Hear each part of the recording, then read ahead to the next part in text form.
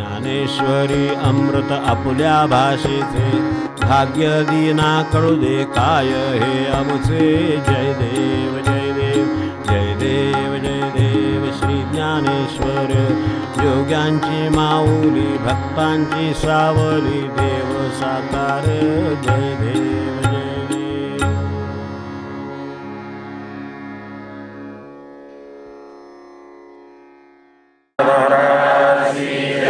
जय जय रघुवीर समर्थ. तस्मात् सर्वेषु कालेषु मामनुस्मरयुध्य च मय्यर्पितमनो बुद्धिर्मामे वैश्यस्य संशयं.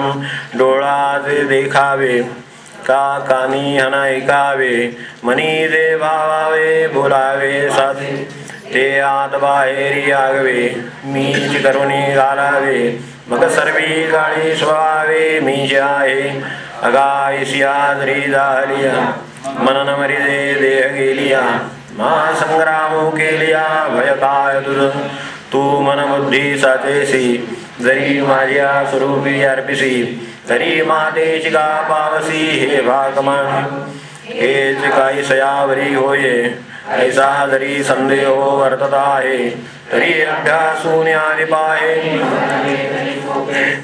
अभ्यासयोगयुक्तेन चेतसा नान्यगामिना परमं पुरुषं दिव्यं याति पार्थानुचिन्तयन्.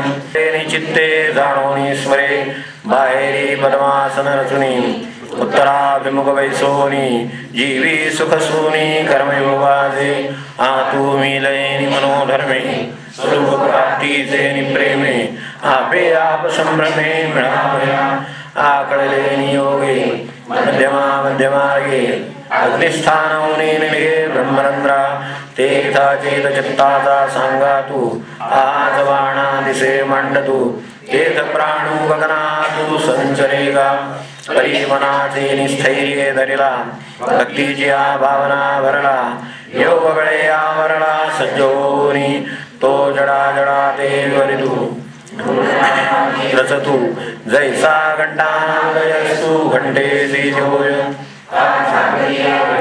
दिवा नेणिजे काय झाला केव्हा या रीती जो पांडवा देव ठेवी तो केवळ परब्रह्म या परमपुरुष ऐसे नाम हे माझे निजधाम हो निठाके.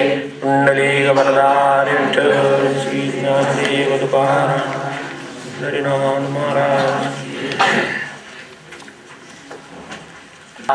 नस्तुरेथ हे मोहे चित्त व्याकुळ माझे विरद्ध जैसे दृष्टीचे तेज भ्रंशे मग पाठीचा सतान दिसे वस्तुजात देवा मज तैसे झाले जे मनये भ्रांती ग्रासले आता काय हिता पुरे तेही नेणे तरी श्रीकृष्णा तुबा जाणावे निगेले आम्हा सांगावे जे सखा सर्वस्वागवे आम्हासी तू गुरु बंधू पिता तू आमुची इष्ट देवता तूची सदा रक्षिता परी आमुदे जैसा शिष्या ते गुरु सर्वथा नेणे अव्हेरू की सरिता ते सागरू त्यजी केवी ना तरी अपत्या ते माये सांडून जरी जाये तरी ते कैसे निजे ऐके कृष्णा तैसा सर्वा परी आम्हासी देवा तुझे कासी आणि बोलिले जरी न मानिसी मागील माझे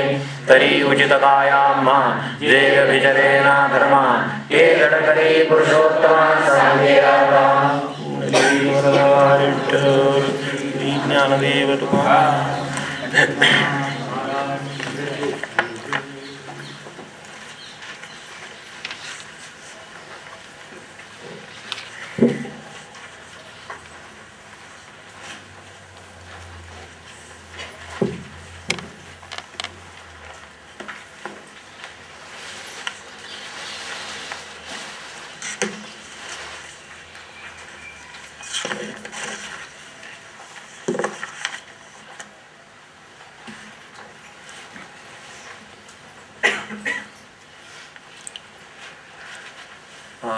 गेल्या महिन्याला आपण अधिक महिन्यामध्ये भेटलो होतो म्हणून त्यावेळेला बोधपाठाचा थोडा विचार केला.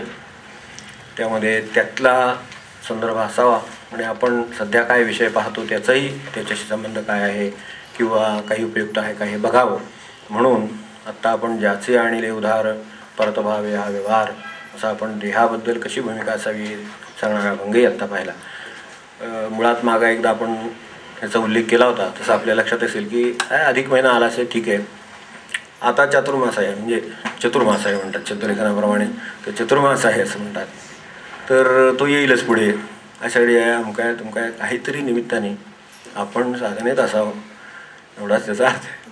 त्याच्यात पुन्हा आपल्याला एका मनाचा स्वभाव असा आहे की एकच गोष्ट त्याला चालत नाही, मोनॉटनी आपल्याला नाही कामाची वाटते, सारखं सारखं तेच काम. स्वयंपाकवाला कट्ट्याला कंटाळलेला असतो, ऑफिसवाला त्या टेबलाला कंटाळलेला असतो, हे स्वाभाविक आहे, चालणार त्याचं जे असेल तसं. दुकानदार काउंटरला कंटाळलेला असेल, दुसरं काय, शेवटी तो कंटाळलेला असतो जिथे जे असतं त्याला, ही त्याची अडचण आहे, कारण ती मुळात मनाची अडचण आहे. मनाची अडचण एकच काम करायला लागणं, करणं म्हणण्यापेक्षा करायला लागणं अशी त्याची आहे. आता साधना म्हणजे एकच काम करायला लावल्यासारखंच आहे त्याला. म्हणून हे संतांनी आणि हे जे कोणी थोर पुरुष होते त्यांनी व्यवस्था घालून ठेवली, काहीतरी निमित्त करावं आणि त्यात सारखे बदल करावे.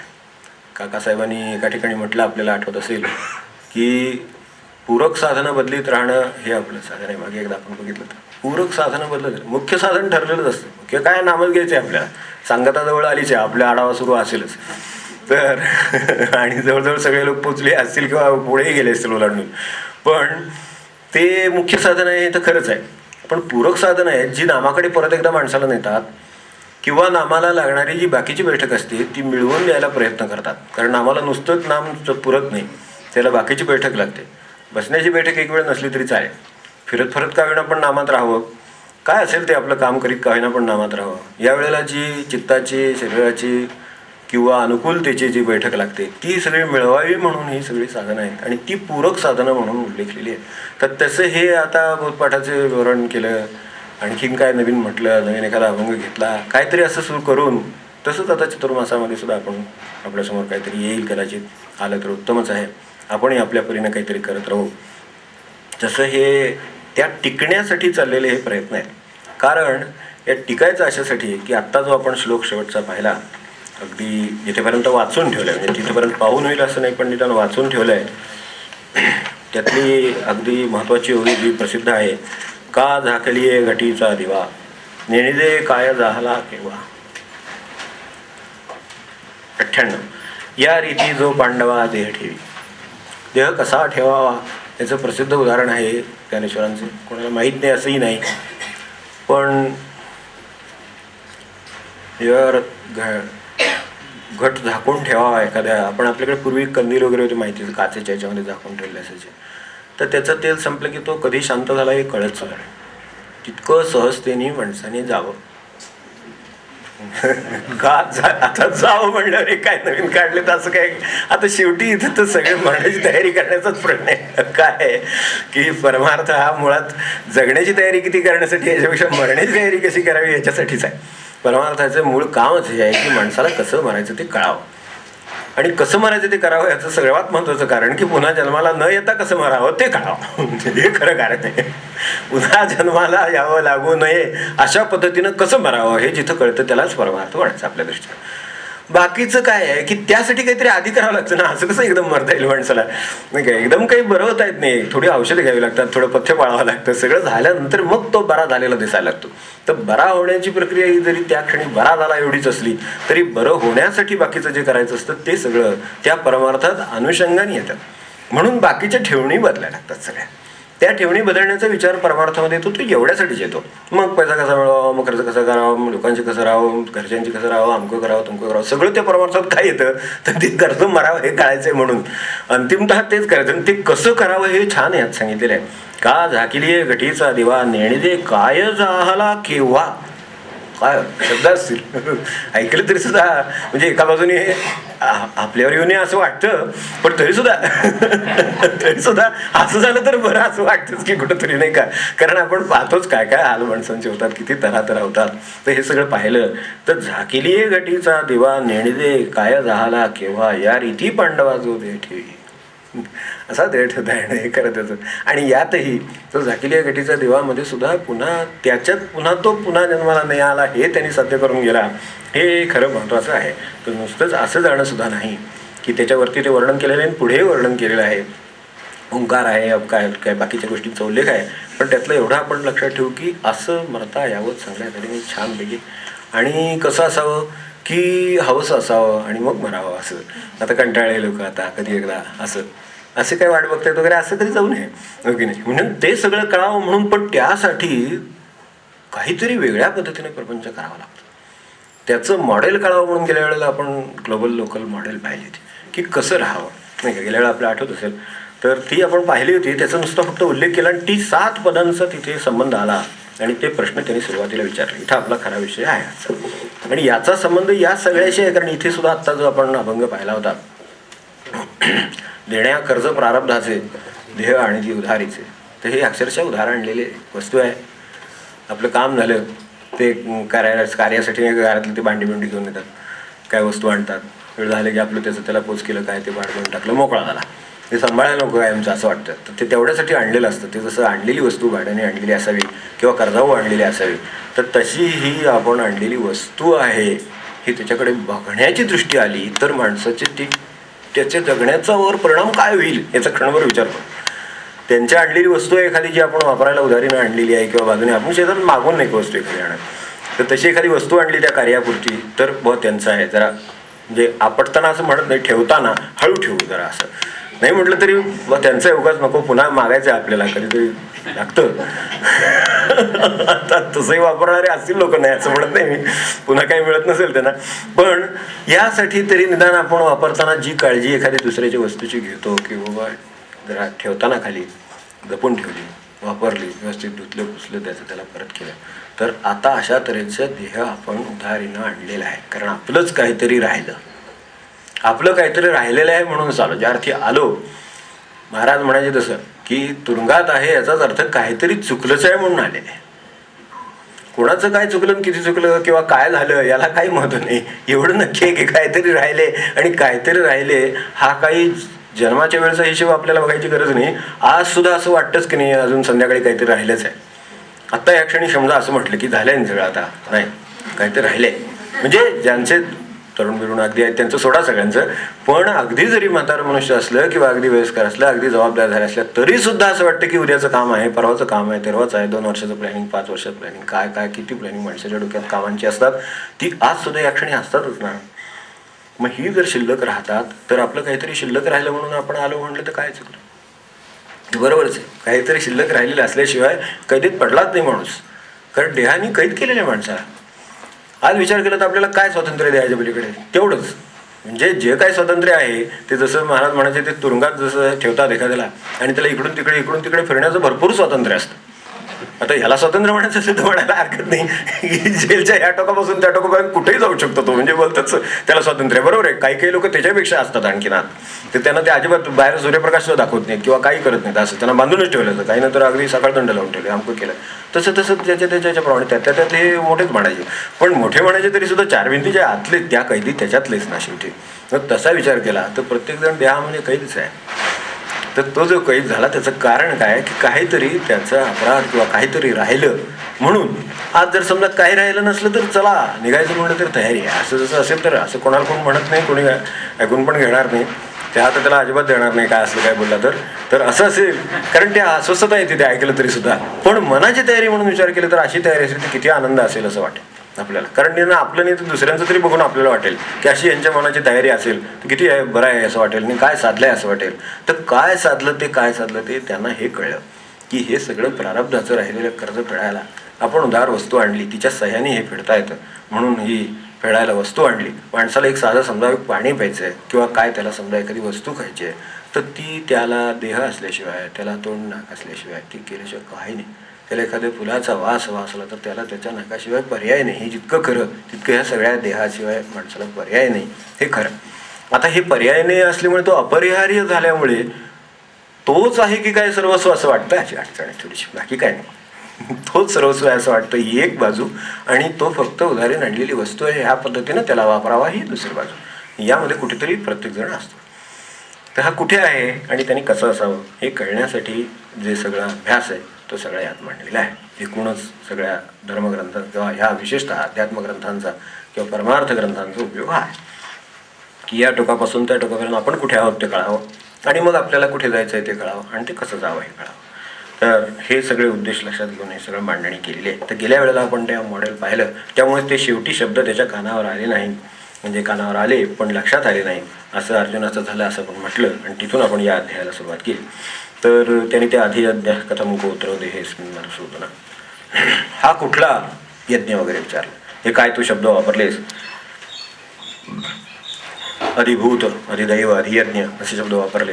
इकडे ब्रह्म किम तद ब्रह्म किम अध्यात्मम किम कर्म पुरुषोत्तम अधिभूत म्हणजे किम प्रोक्तम वगैरे. तर हे प्रश्न विचारले. यामध्ये 7 गोष्टी येऊन गेल्या. ती शेवटची प्रयाण काळाबद्दल होती. तर पहिल्या 6 गोष्टी ह्या मॉडेल सांगणाऱ्या होत्या असं आपण म्हटलं. तर त्याचा थोडासा विचार आपल्याला आज जरा जास्त करायचा. गेल्या वेळेला आपण फक्त म्हटलं की हे एक प्रकारचं मॉडेल आहे आणि ते एक जगाच्या पातळीवर काम करतं, एक आपल्या पातळीवर काम करतं. तर जगाच्या पातळीवर जे काम करतं किंवा विश्वाच्या, जग म्हणण्यापेक्षा फार खरं मोठा शब्द पाहिजे त्याला, पण आपल्याकडे विश्व हा त्यातल्या त्यात व्यापक शब्द आहे म्हणून आपण तो वापरू. तर तसं ते ग्लोबल आहे. तर विश्वव्यवस्था काय, तर यातलं जे ब्रह्म म्हटलं ती, अध्यात्म म्हटलं ती, कर्म म्हटलं ती, या 3 प्रकारच्या व्यवस्था जगाच्या मुळाशी आहेत. एवढं आपल्या लक्षात आलं तर आपल्या व्यक्तिगत जीवनामध्ये, कारण पिंडी ब्रह्मांडी आपण म्हणतो तसं, जे ब्रह्मांडी आहे ते पिंडामध्ये आहे, पिंडात आहे ते ब्रह्मांडात आहे. किंवा अगदी अलीकडे आत्ता म्हणलं तर कृष्णमूर्ती म्हणायचे तसे यू आर दी वर्ल्ड. ते एका परीनं याचाच वेगळा अर्थ आहे, दुसरं काही नाही. की आपल्याला बाहेर वाटतं संघर्ष आहे, युद्ध आहे, अमुक आहे तमुक आहे, सगळं वाटतं ही गोष्ट खरी. पण युद्ध तिथेच असतात असं त्यांचं म्हणणं नाही. युद्ध माणसामध्येच आहेत. आपल्यामध्ये जोपर्यंत असंतोष आहेत, आपल्यामध्ये जोपर्यंत मत्सर आहेत, जोपर्यंत स्पर्धा आहेत, तोपर्यंत बाहेर युद्ध असणारच. कारण ती केवळ याचा परिपाक असतात.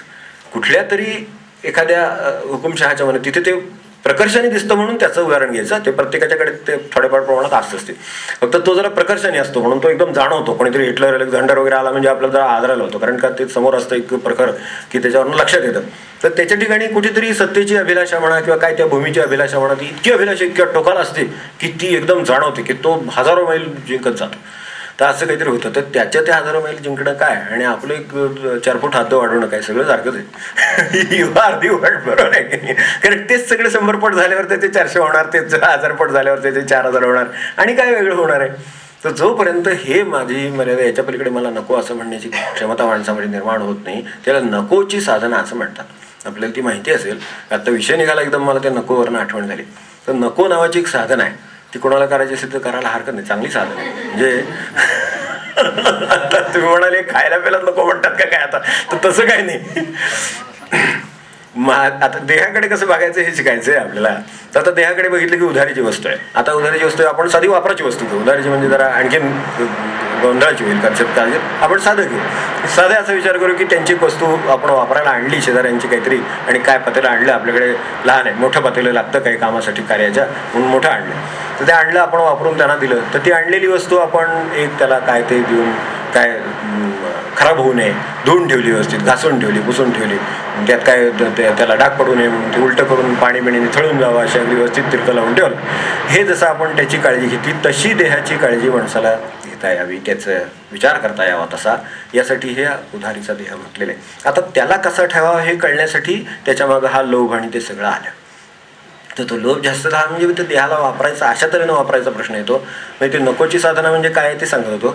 तर नकोची साधना म्हणजे अशी की मला हा देह ठेवायला किंवा बाळगायला किंवा तो माझ्या कामासाठी वापरायला किती लागतं, काय काय ते, मग जेवण असेल, खाण असेल, राहण्याची जागा असेल, काय त्याच्या फिरण्याची असेल, काय त्याची व्याप्ती, काय त्या देहाचं साठी त्याला काय काय लागतं. तर ते लागलेलं त्याचं काम झालं की तिथून पुढे गोष्टीला नको म्हणणे, हे नकोची साधना. ते विषय निघाला म्हणून आता निघाल्यावर काय काय करा. आता इथे ते येईलच नंतर ओघाने, त्याचा विषय आहेच आहे, कारण तो कसा वागवायचा हे कळायचं आहे ना. मग काय आता हे तुम्हाला कदाचित या पातळीवर छोटं वाटेल, पण क्षणभर आपण असा विचार करा की एक उदाहरणार्थ पैसा घे क्षणभर. तर त्याला लागणारा पैसा किती याचं एक प्रमाण ठरलं समजा.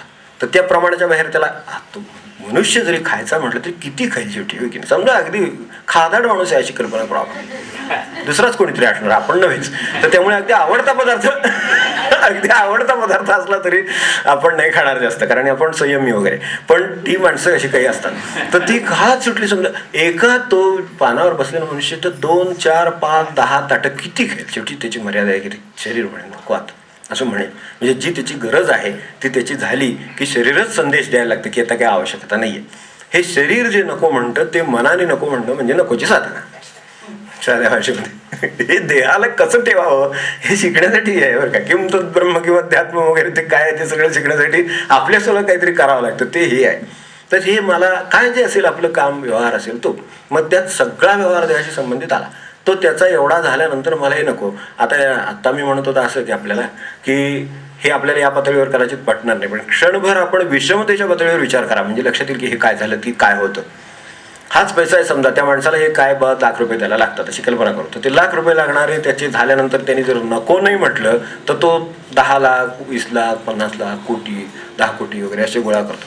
मध्ये एका त्या नटीचं आलं होतं तुम्ही वाचलं असेल तर तिने ते किती तो 3,500 कोटी काय ते म्हणला आणि नंतर मग तो हे नाही तिकडे परदेशातली गोष्ट आहे. इथे सुद्धा आपल्याकडे सुद्धा आहेत तसे काही प्रश्न नाही तेही बातम्या येतात. पण तिने तो बंगला बांधला आणि तो तिच्या मनासारखा झाला नाही. हजारो कोटीची वस्तू इन्व्हेस्ट केलेली आहे तिच्या मनासारखी झाली नाही आहे म्हणून तिला त्यात सुद्धा अशी जिज्ञासा आहे की स्फोट झाला आणि या बिल्डिंग उडाली तर कशी दिसेल ते बघण्यासाठी तिने स्फोट करायचं ठरवलं आहे. त्याच्यात स्फोट करून ती पाडून टाकायची. तिला चांगली समुद्र किनाऱ्यावर वगैरे व्यवस्थित बांधलेली आहे म्हणजे आहे आपल्याकडे कात्रण आहे तिथं ठेवलेलं एक काय काय असू शकतं हे कळावं म्हणून. तर तिने स्फोट करून ते कोट्यावधी रुपयाची ती वस्तू उडवून द्यायची ठरवली आहे आणि ती नंतर ती पाडणार आणि त्याचा ती काय तिला आनंद मिळणार आहे म्हणे असं काहीतरी म्हणतात. मग ते झाल्यानंतर पुन्हा तिला नवीन बांधावं लागणार आहे कारण आता तिच्या ज्या कल्पना होत्या त्याप्रमाणे ते झालेली नाही आहे म्हणून ते पाडून टाकायचे आणि बांधायचे.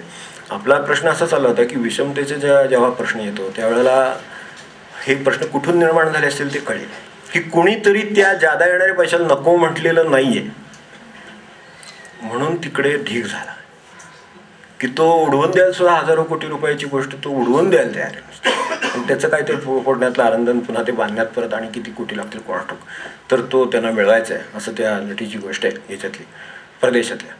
तर हे काय झालं नक्की तर हे तसं झालं तर ते इतका ढीग झाला आहे म्हणून इकडे इतके खड्डे झाले की माणसांना महिन्याचे भागत नाही अशी अवस्था झाली.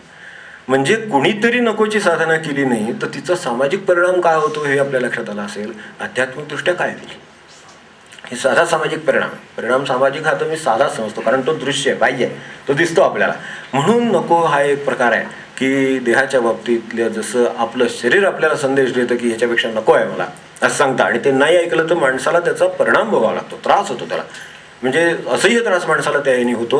हे एक नकोचा संदेश न ऐकल्याचा निसर्गाचा साधा आपल्याकडे असलेले मॉडेल ते देहाचं एक मॉडेल आहे ते विश्वाचं मॉडेल तसं देहाचं मॉडेल आहे. तर देहाच्या मॉडेलमध्ये हे काम नाही बरोबर झालं तर काय होतं तर ते नको म्हटलेलं ऐकलं नाही तर ते पुढे त्रास देतं.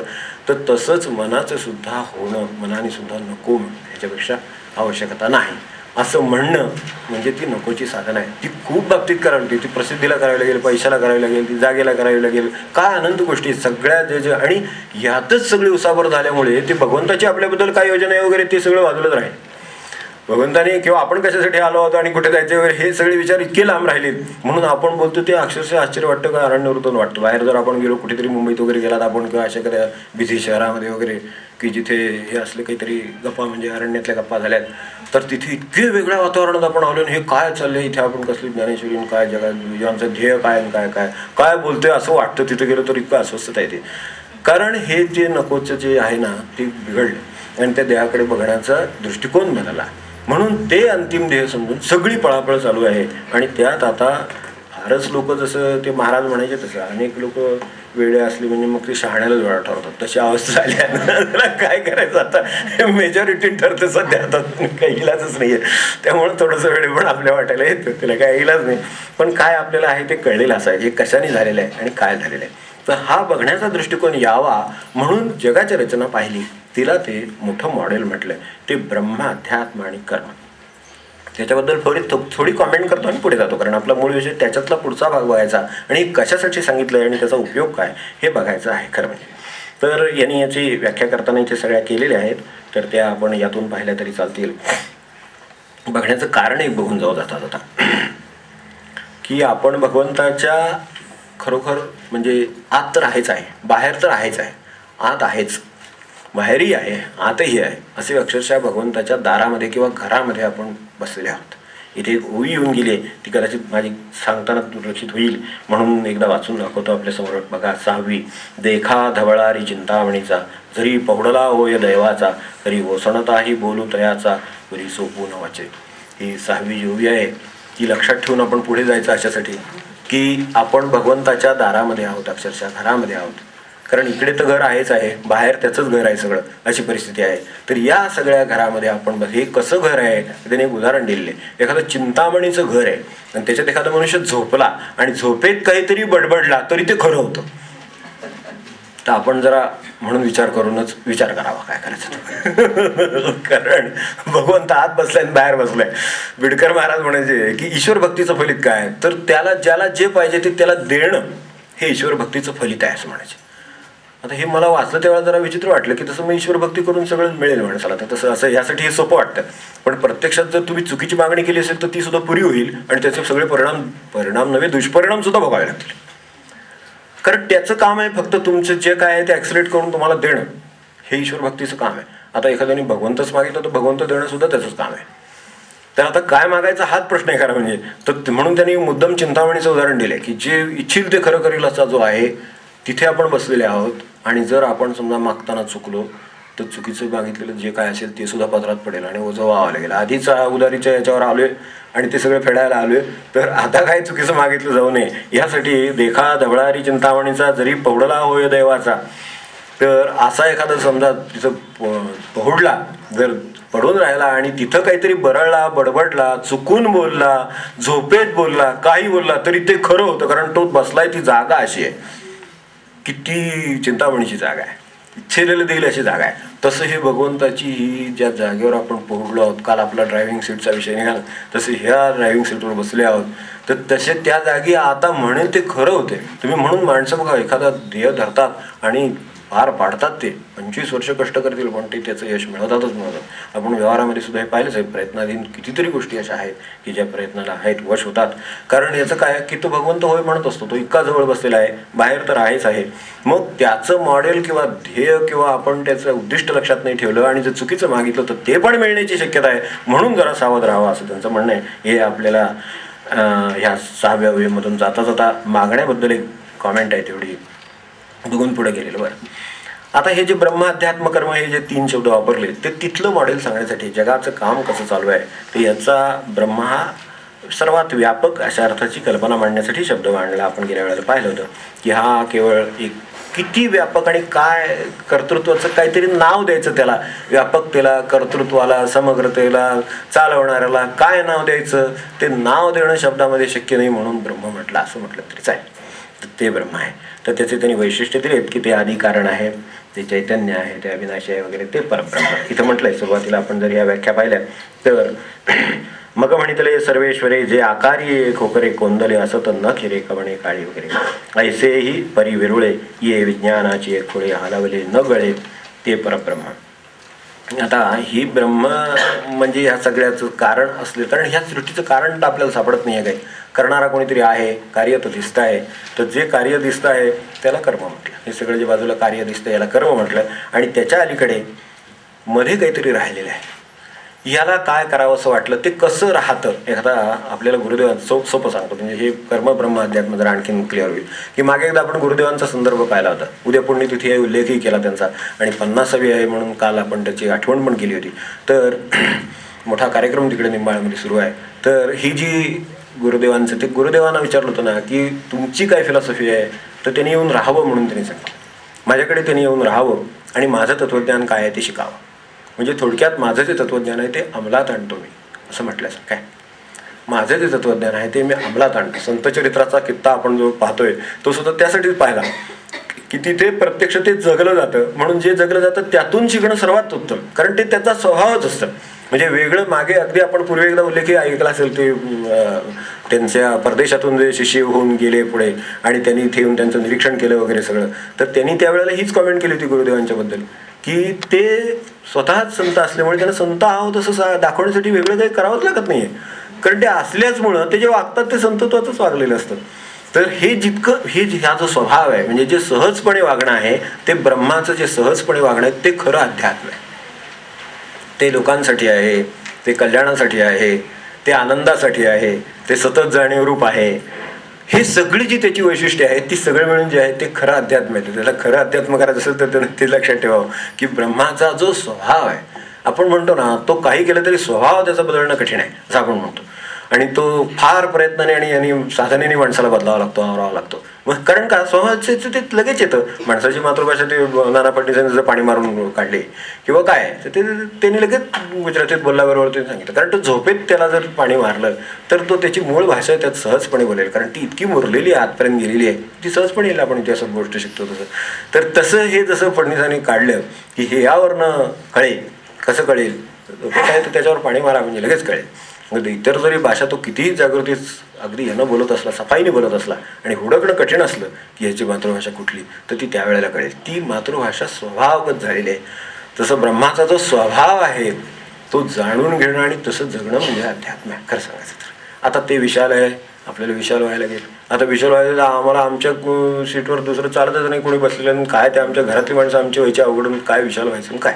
एक रेंज लक्षात आली पाहिजे पण आपल्या, असं नाही का त्याची जी करुणा आहे, समजा एक त्याची काही वैशिष्ट्य आहेत. ब्रह्मा असं वाटलं की काहीतरी त्याचे एक स्वभाव म्हणून विचारात घेऊ तर ते एक विशालता एक जशी आहे तशी करुणा आहे त्याचे कुठे. म्हणून यात जे आता विश्वात्मकाची आरती आहे त्याच्यामध्ये कुणी जीव कोणालाही त्रासलेला असला तरी तुझ्या ठिकाणी सर्वांचं प्रेम आहे, हे खरं. ते जीव येणारे आता महाराजांच्याकडे येणारी माणसं ती शेवटच्या क्षणी आपण बघितलं ना, त्या दिवशी सुद्धा म्हणजे आधी जाण्याच्या पूर्वी काही दिवस ते दोघं काका भांडत आले वगैरे, ते नाही का महाराजांच्या चरित्रामध्ये हे दोघं भांडत आले. महाराज म्हणले आता कधी थांबणार तुम्ही भांडायचे. जवळ राहणारी माणसं खरं म्हणजे इतकं त्यांना सहवास आहे, सगळं आहे.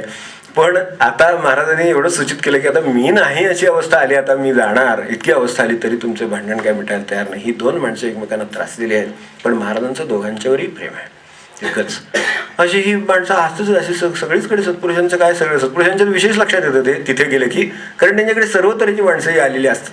ती एकमेकांच्यात काही त्यांचं जमत नाही, पण भगवंताचं प्रेम मात्र सर्वांच्या बद्दल सारखं असतं, कोणी कोणाला त्रास हो. ते जे भगवंताचं प्रेम आहे ते कसं आहे, आता ते आपल्याला अध्यात्म जगायचं आहे. म्हणजे आता आपल्याला काय करणं आवश्यक आहे हे लगेच लक्षात येईल आपल्या, आणि ते कठीण आहे हे पण लक्षात येईल. कारण ते सुरुवातच आपल्याला करायची म्हणलं तर कठीण आहे. घरातच सुरुवात तिथंच अवघड आहे सगळं, जगाचं तर सोडूनच देऊ आपण आणखीन. कारण आपलं आता आपलं कोणाशीच जमत नाही. आता असे लोक असतात ते तर एक टोकच झालं म्हणजे म्हणायचं. पण असं काही कोणाशीच जमत नाही, पण काही लोकांची जमत नाही एवढं तरी नक्कीच असतं की याच्याशी जमत नाही. काय कारण असतील त्याच्यात, काय अगदी ती प्रत्येकाला आपली कारणं बरोबरच वाटतात, त्यामुळे त्याप्रमाणे ती बरोबरच असतात असं म्हणू आपण. तर ती काय कारणं असतील ते असतील, पण नाही ना जमत कोणाची तरी. 100 माणसं आहेत तर ती 50 माणसांची आपल्याला नाही पटत हवं असं वाटतं. आता ते 50 माणसांच्यावर प्रेम करण्याचा प्रसंग आला हे अध्यात्म म्हणजे, पण त्यांना तसं अभिप्रेत आहे. ब्रह्माचा स्वभाव जे आहे ते अध्यात्म आहे असं लक्षात ठेवलं तरी या मॉडेलचा थोडासा आपल्याला उपयोग होईल. आता याच्यातलं आपल्याकडे असलेलं मॉडेल कोणतं आहे, तर त्याच्यातलं आपल्याकडे असलेलं त्याचे छोटंसं स्वरूप म्हणजे हे जे अधि शब्द, हे उपसर्ग लावून जे सगळे शब्द वापरलेत, अधिभूत, अधिदैव, अधियज्ञ, हे जे शब्द वापरले ते तिन्ही मिळून आपण आहोत आत्ता सुद्धा. या क्षणी आपल्यामध्ये चैतन्य विद्यमान आहे, या क्षणी आपल्याजवळ देह आहे, आणि या क्षणी आपल्यावर कुणीतरी नियंत्रण करणाऱ्या काहीतरी म्हणजे जे चैतन्य नाही पण तरीसुद्धा आपल्या सगळ्या स्वभावाला सगळ्याला वळण देणारं, आपल्या आवडीनिवडी, आपले पुढचे योजना, आपलं काय जे असेल ते सगळं काहीतरी करणारं असं एक विद्यमान आहे. हे तिन्ही गोष्टी प्रत्येकाजवळ विद्यमान आहेत. नमे पार्थास्ति कर्तव्यम त्रिषु लोकेषु किंचन वगैरे असलं काही झालेलं नाही आपलं, की मला आता काही कर्तव्य उरलेलं नाही वगैरे असं. आता इथे वाटतं एखाद्या वेळ थोडा वेळ क्षणभर ते ठीक आहे तासभर, पण खाली गेलं की आपल्याला अजून चहा घ्यायचं आहे म्हणलं की तिथे सुरूच झालं ते काम, हो की नाही. कारण चहा चालत नाही मग कॉफी लागते, म्हणजे ते आलंच प्रश्न परत. नवे पार्थास्ति कर्तव्य वगैरे कुठला आले, हो की नाही. इथपासून ते इथं ठीक आहे, पण नंतर ते आहेच आपल्याला लागून. म्हणजे अशी काही स्थिती झालेली नाही मला काहीतरी हवं आहे, काहीतरी नको आहे, काहीतरी करायचंय, काहीतरी नाही करायचंय, असं करणारं कोणीतरी आपल्यामध्ये एक आहे. ज्याला काहीतरी आवडते, काहीतरी नावडते, असं काहीतरी आहे. त्याला काहीतरी एक प्लॅन आहे, त्याप्रमाणे त्याला काहीतरी काम आहे, असं काहीतरी असलेलं एक आत आहे. तर त्याला तरी जीव म्हणलं आपल्या भाषेमध्ये. तर तो जो कोणी जीवात्मा म्हणून आपण त्याला साध्या भाषेत जीवात्मा म्हणून फारतात, कारण आत्मापासून काहीतरी वेगळे पण दाखवायचं ना म्हणून. नाहीतर मग नुसतं जीव म्हणलं तरी सुद्धा चालेल, किंवा एक वासनेचा देह म्हणून त्याला म्हणलं आपण तर तसं म्हटलं तरी चालेल. तो एक आपल्यामध्ये आहे, शरीर तो दिसतच आहे आपल्याला, आणि कुठेतरी चैतन्य आहे म्हणून हे दोन्ही अस्तित्वात आहेत, नाही तर काही दोन्ही अस्तित्वच नाही आहे. त्यामुळे तेही आहेच नक्की. तर हे सगळं आपलं छोटंसंच मॉडेल आहे. आता ह्याच्यामध्ये जो बसला आहे त्याची जी वैशिष्ट्य आहेत त्यातली 1-2 वैशिष्ट्य पाहिले तर आणखीन अधिक बरं होईल. की अधिभूत, ह्याच्यात आधी शब्द वापरला आहे त्याच्यामध्ये त्याचे साधारण मूळ शेड कशी आहे, शब्दाची शेड कशी आहे, हायेस्ट किंवा प्रिसाइडिंग किंवा प्रिन्सिपल असं आहे ते सगळं. तर भूत शब्द म्हणजे आपल्या शरीराबद्दल म्हणलेले आहे. आता भूत शब्द वापरला म्हणजे जरा थोडंसं वेगळं वाटतं ते. आता अलीकडे इतकं काही चांगला अर्थ राहिला नाही भूत शब्द. आपण भूत आहोत वगैरे असं म्हणलं तर एकदा दचकून आपल्याकडेच बघायला लागायचं, कालपर्यंत बरे होते आता काय झाले असं वाटायचं.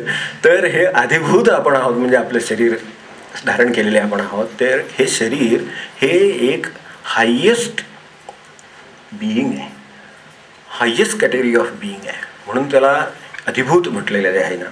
ते एवढ्यासाठी म्हटलं आहे की ही भूत मात्रच आहे सगळं.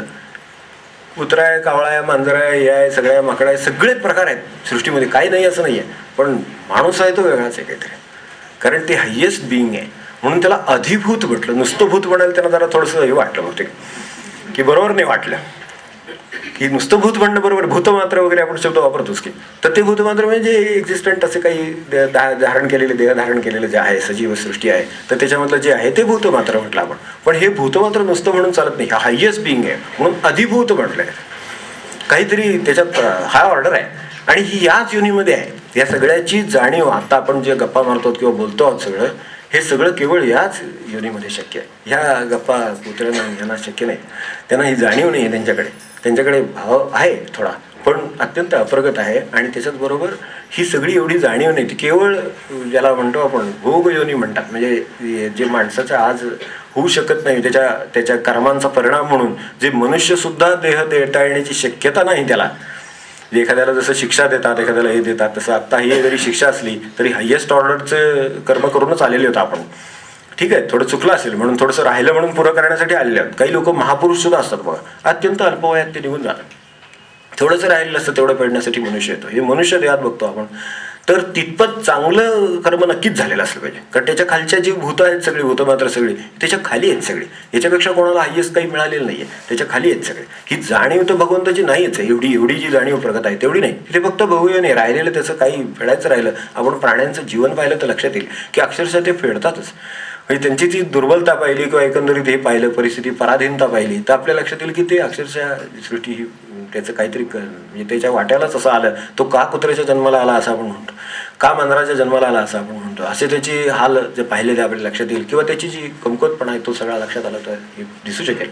तर तशा तऱ्हेचे पण ही अधिभूत जे आहे, जे आपण आपले वावरतो आहोत सगळे, ते सगळे हायेस्ट बिईंग आहोत एवढं लक्षात ठेवून तरी चालेल. हे का तर बाकीची लोएस्ट आहेत हे कळल्यानंतर काय हायेस्ट आपल्याला मिळालेलं एवढं तरी ओळख होईल. कारण तक्रार आपली असते ना कायम, त्या तक्रारीला हे उत्तर आहे, यू आर हायेस्ट बिईंग, ते अधिभूत आहात.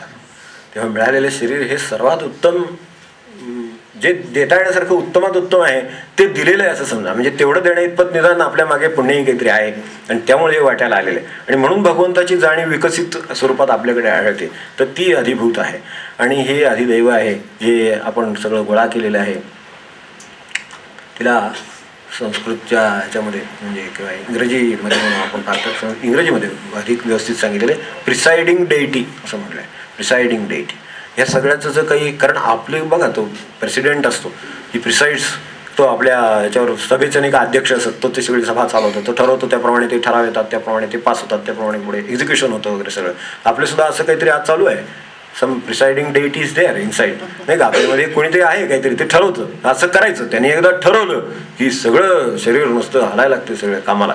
एकदा ते मार्केटमध्ये जायचं ठरलं, भाजी आणायची म्हणजे आणायचीच, मग तिथं पर्याय नाही. गाडी बंद पडली तर रिक्षा करून जाईल, पण ते जाणार, कारण ते प्रिसाइडिंग डेइटीने ठरवलेले आहे एकदा की आत्ताच्या आत्ता काय असेल ते खायला एकदा जाणार म्हणजे राजवाड्यात जाणार म्हणजे जाणार असतो, तो थांबणार नाही. त्याला वाटेत काही अडचण आली तर शेअर नाही मिळेल तर स्पेशल करेल. आता प्रवचनाला जायचं वगैरे असलं तर म्हणेल शेअर काय मिळालं नाही म्हणून आलो नाही असं म्हणेल. पण त्याच्याच ह्या डेइटीने ठरवलेलं असेल एकदा प्रिसाइडिंग डेइटी जीव, तर करायचं आहे की तो करणारच. हे आपल्याला जे अनुभवायला येतं ते जो कोणी आहे सगळा तो त्यातला हा अधिदैव आहे. तर विशेष स्वरूपाचं ते सुद्धा तसं स्वतंत्र नाही आहे. आपल्याला वाटतं त्याला अधिकार आहे म्हणून तसं वाटतं, तो म्हणतो तसं होतं. घरामध्ये नाही का कोणाकोणाला काहींचे इकडे अधिकार असतात, काहींचे तिकडे असतात. तर त्यांनी म्हटलं म्हणजे ते आता करावंच लागणार असं आपल्या लक्षात येतं. साधारण घरात असं प्रत्येकाचे काहीतरी प्रिसाइडिंग डेइटी असतात, तसे प्रिसाइडिंग कोणीतरी असतं एजंट त्याच्यातला, तर त्याच्यावरती ठरतं. काहींची इकडे बरेच वेळा इकडेच असतात, पण ते जे काय असतात ते एकदा मनात घेतलं की ती गोष्ट होणार. ती करावी लागणार, म्हणजे यांच्या मनात असो नाही तर नसो. तर तसं ती ही प्रिसाइडिंग डेइटी आपल्यामध्ये जी आहे ना ती तितकी स्वतंत्र नाही आहे. तिला मागच्या सगळ्या जन्मांचे मिळून आलेल्याचं ओझं डोक्यावर आहे. ते जे ओझं घेऊन आले त्याखाली ते वाकलेले आपल्याला लक्षात येत नाही, पण ते वाकलेल्या जे आहे जशा अवस्थेत तसे ते ऑर्डर देतं. त्याला जसं मागून गाईड होतं तसं ते ऑर्डर देतं, जे गोळा करून आलेले त्यानुसार. म्हणून एखाद्याला लहानपणी बुद्धी कशी होते, एखाद्याला अशी बुद्धी का होत नाही, ह्याची उत्तरं जी मिळत नाहीत ती सगळी इथं मिळतात. कारण हा जो जीव घेऊन आलेला आहे सगळं घेऊन आलेला असतो. म्हणून सद्बुद्धी झाली तर भाग्य समजावं, कारण ती तशी सहज होणारी नाही आहे. मागे खूप करून आला, भूता सुकृताची जोडी म्हणून विठ्ठल यावेळी त्यांनी एवढी खात्री दिलेली आहे. त्याचं कारणच ते आहे की त्याला असं वाटतं की ज्ञानेश्वरी वाचावी म्हणजे तो पूर्वीचा त्यांचाच असला पाहिजे, काहीतरी करूनच आलाय तोच. 5-50 पारायण करून आल्याशिवाय त्याला ही बुद्धीच होणार नाही की अभ्यासावी म्हणून, नाहीतर तो इकडे फिरकलाच नसता. त्याला खूप आकर्षण आहे बाहेर आणि खूप काम आहे. ती सोडून तो का आला तर तो पूर्वीचं करून आलेला आहे. आता फक्त त्याचं एवढंच काम आहे की ह्याला आणखीन त्याला काही पुष्टी देता येते का, त्याचं मूळ ध्येय काय आहे तिथेपर्यंत जाता येते का. तर हे करायला यावं यासाठी आपली ठेवण बरोबर करता येईल. हे 2 मॉडेलमध्ये हे अधिदैव आणि अधियज्ञ आहे. त्याच्यामध्ये तो अधियज्ञ आहे. हा यज्ञामध्ये आपण बघितलं असेल की यज्ञात आपल्या समिध्या टाकतो आणि त्यात जळून खाक होतात आणि नष्ट होतात. तसं आपल्यामध्ये जीव तर काही तो आहे, तो बांधलेलाच आहे, तो गठ्ठाच आहे एक प्रकारचा. त्याच्याकडे काही गोष्टी गोळा झाल्यात की हे करायचंय नाही करायचंय काय, जे सगळं त्याचं आहे ते सगळं likes and dislikes and everything सगळं त्याच्याकडे आहे. तर ते जे सगळं आहे ते तर काही त्याचं काही करते ते सगळं ठरवतंय हे करायचं हे नाही करायचं वगैरे सगळं आवड निवड वगैरे. त्याच्या पलीकडे जे बसलेलं आहे ते भगवंताचं स्वरूप आहे, ज्याला आपण चैतन्य म्हणतो साध्या भाषेमध्ये. ते भगवंत ते अधियज्ञ आहे त्याच्यातलं. त्याचा आता अधियज्ञ शब्द, यज्ञ म्हणजे प्रत्यक्ष यज्ञच होईल. अधियज्ञ शब्द वापरलाय तो एवढ्यासाठी वापरला की ती एजन्सी म्हणजे ती जे कोणी बसलेलं आहे तर यज्ञामध्ये जो त्याग किंवा जे नष्ट होतं जे जळून जातं ते जळून जायचं, योग्य गोष्ट ठेवायची अयोग्य गोष्ट जाळायची हे कार्य त्याचं चाललेलं आहे म्हणून त्याला अधियज्ञ म्हटलं आहे. म्हणजे ती एजन्सी अशी आहे की जी आता इथे आपण ओव्यांचा संदर्भ घेतला तर अधिक व्यवस्थित त्यांना काय म्हणायचे ते लक्षात येईल. ये शरीर ग्रामी जो शरीर भावा ते उपशमी तो अधियज्ञ. याच्यात जाळण्यासारखं काय आहे नक्की माणसाकडे, त्या वासना तर पुऱ्या करूनच त्याला जावं लागेल, नाहीतर त्याला नाहीशा करून जावं लागेल, काहीतरी करावं लागेल. मी तो मधला भाग नाहीसा करता येईल. राहायला जे शरीर चिकटून राहिलेलं आहे त्याला लागून जो शरीर भाव आहे किंवा देह लागून तर देहबुद्धी आहे आपण म्हणतो ती, म्हणजे देहावरचं प्रेम आहे म्हणा. कारण ते काहीही तुम्ही म्हटलं तरी त्याला पर्याय माणसाला कुठे राहत नाही त्या देहाच्या प्रेमाला, आणि तो निघाल्याशिवाय माणसाचं परमार्थात पाऊल पुढे पडत नाही अशी अडचण आहे. तर तो जो देहभाव आहे शरीर भाव आहे त्याचा यज्ञ करून घेतं ते आज बसलेलं चैतन्य, आणि त्याला अधियज्ञ म्हटलेलं आहे. शरीर भावाचा त्यांची ज्ञानेश्वरांची जो व्याख्या पाहिली आपण त्या कशाला म्हणावं ही जी व्याख्या केली आहे 37 मध्ये. आता ये जे शरीर ग्रामी जो शरीर भावा ते उपशमी तो अधियज्ञ येथगामी पंढुपुरा. शरीर भावाचा नाश करायला चैतन्य बसलेले आहात. शरीर भाव जो जो माणसाला शरीराविषयी काय जे प्रेम आहे त्याचं जे आपुलकी आहे त्यामुळे तो चांगला राहावा असं वाटतं, सुस्थितीत ठेवला ज्यांनी त्याचा आनंद वाटतो, कुणी त्रास दिला की त्याचा उपद्रव वाटतो, हे जे सगळं त्या शरीराविषयी आपल्याला प्रेम वाटतं त्या सगळ्या मूळ प्रेमाचाच तो खरा प्रेम. म्हणजे इथे शब्द वेगळ्या अर्थाने वापरला आहे, आसक्ती अशा अर्थाने वापरला आहे. तर ही जी देहाची आसक्ती आहे तिचा तो यज्ञ करतो, हा शरीर यज्ञ, शरीर भावाचा यज्ञ. म्हणून जो शरीर भावा ते उपशमी तो आतला भगवंत बसलेला आहे. तो सारखा प्रयत्न करतो की यांनी शरीर भाव सोडावा, आणि आपण तर त्याच्या बाजूचे नसल्यामुळं आपण तो बळकट व्हावा. आपले असे जे संघर्ष चालू आहे तो आहे, आत्मा म्हणतोय तो माझा, आपण मुळे तिकडचेच आहोत. त्यामुळे आपण म्हणतो नाही आम्ही तुमचे, ते शरीर भावाचेच सगळे. आणि तिथं अडचण आहे सगळी, कारण शरीर भावाला बांधून ठेवलं, एखाद्याच्या पायात दोरी बांधून ठेवली त्याला सांगितलं पळ, तर तो काय करणार, तो नाही पळू शकत जास्त. तसं माणसाला शरीर आणि त्याच्यामुळं लागून असलेल्या त्या प्रेमामुळं किंवा आसक्तीमुळे लागून असलेल्या गोष्टी त्या इतक्या बांधून ठेवतात की त्याला भगवंताकडे पळताच येत नाही पुढे.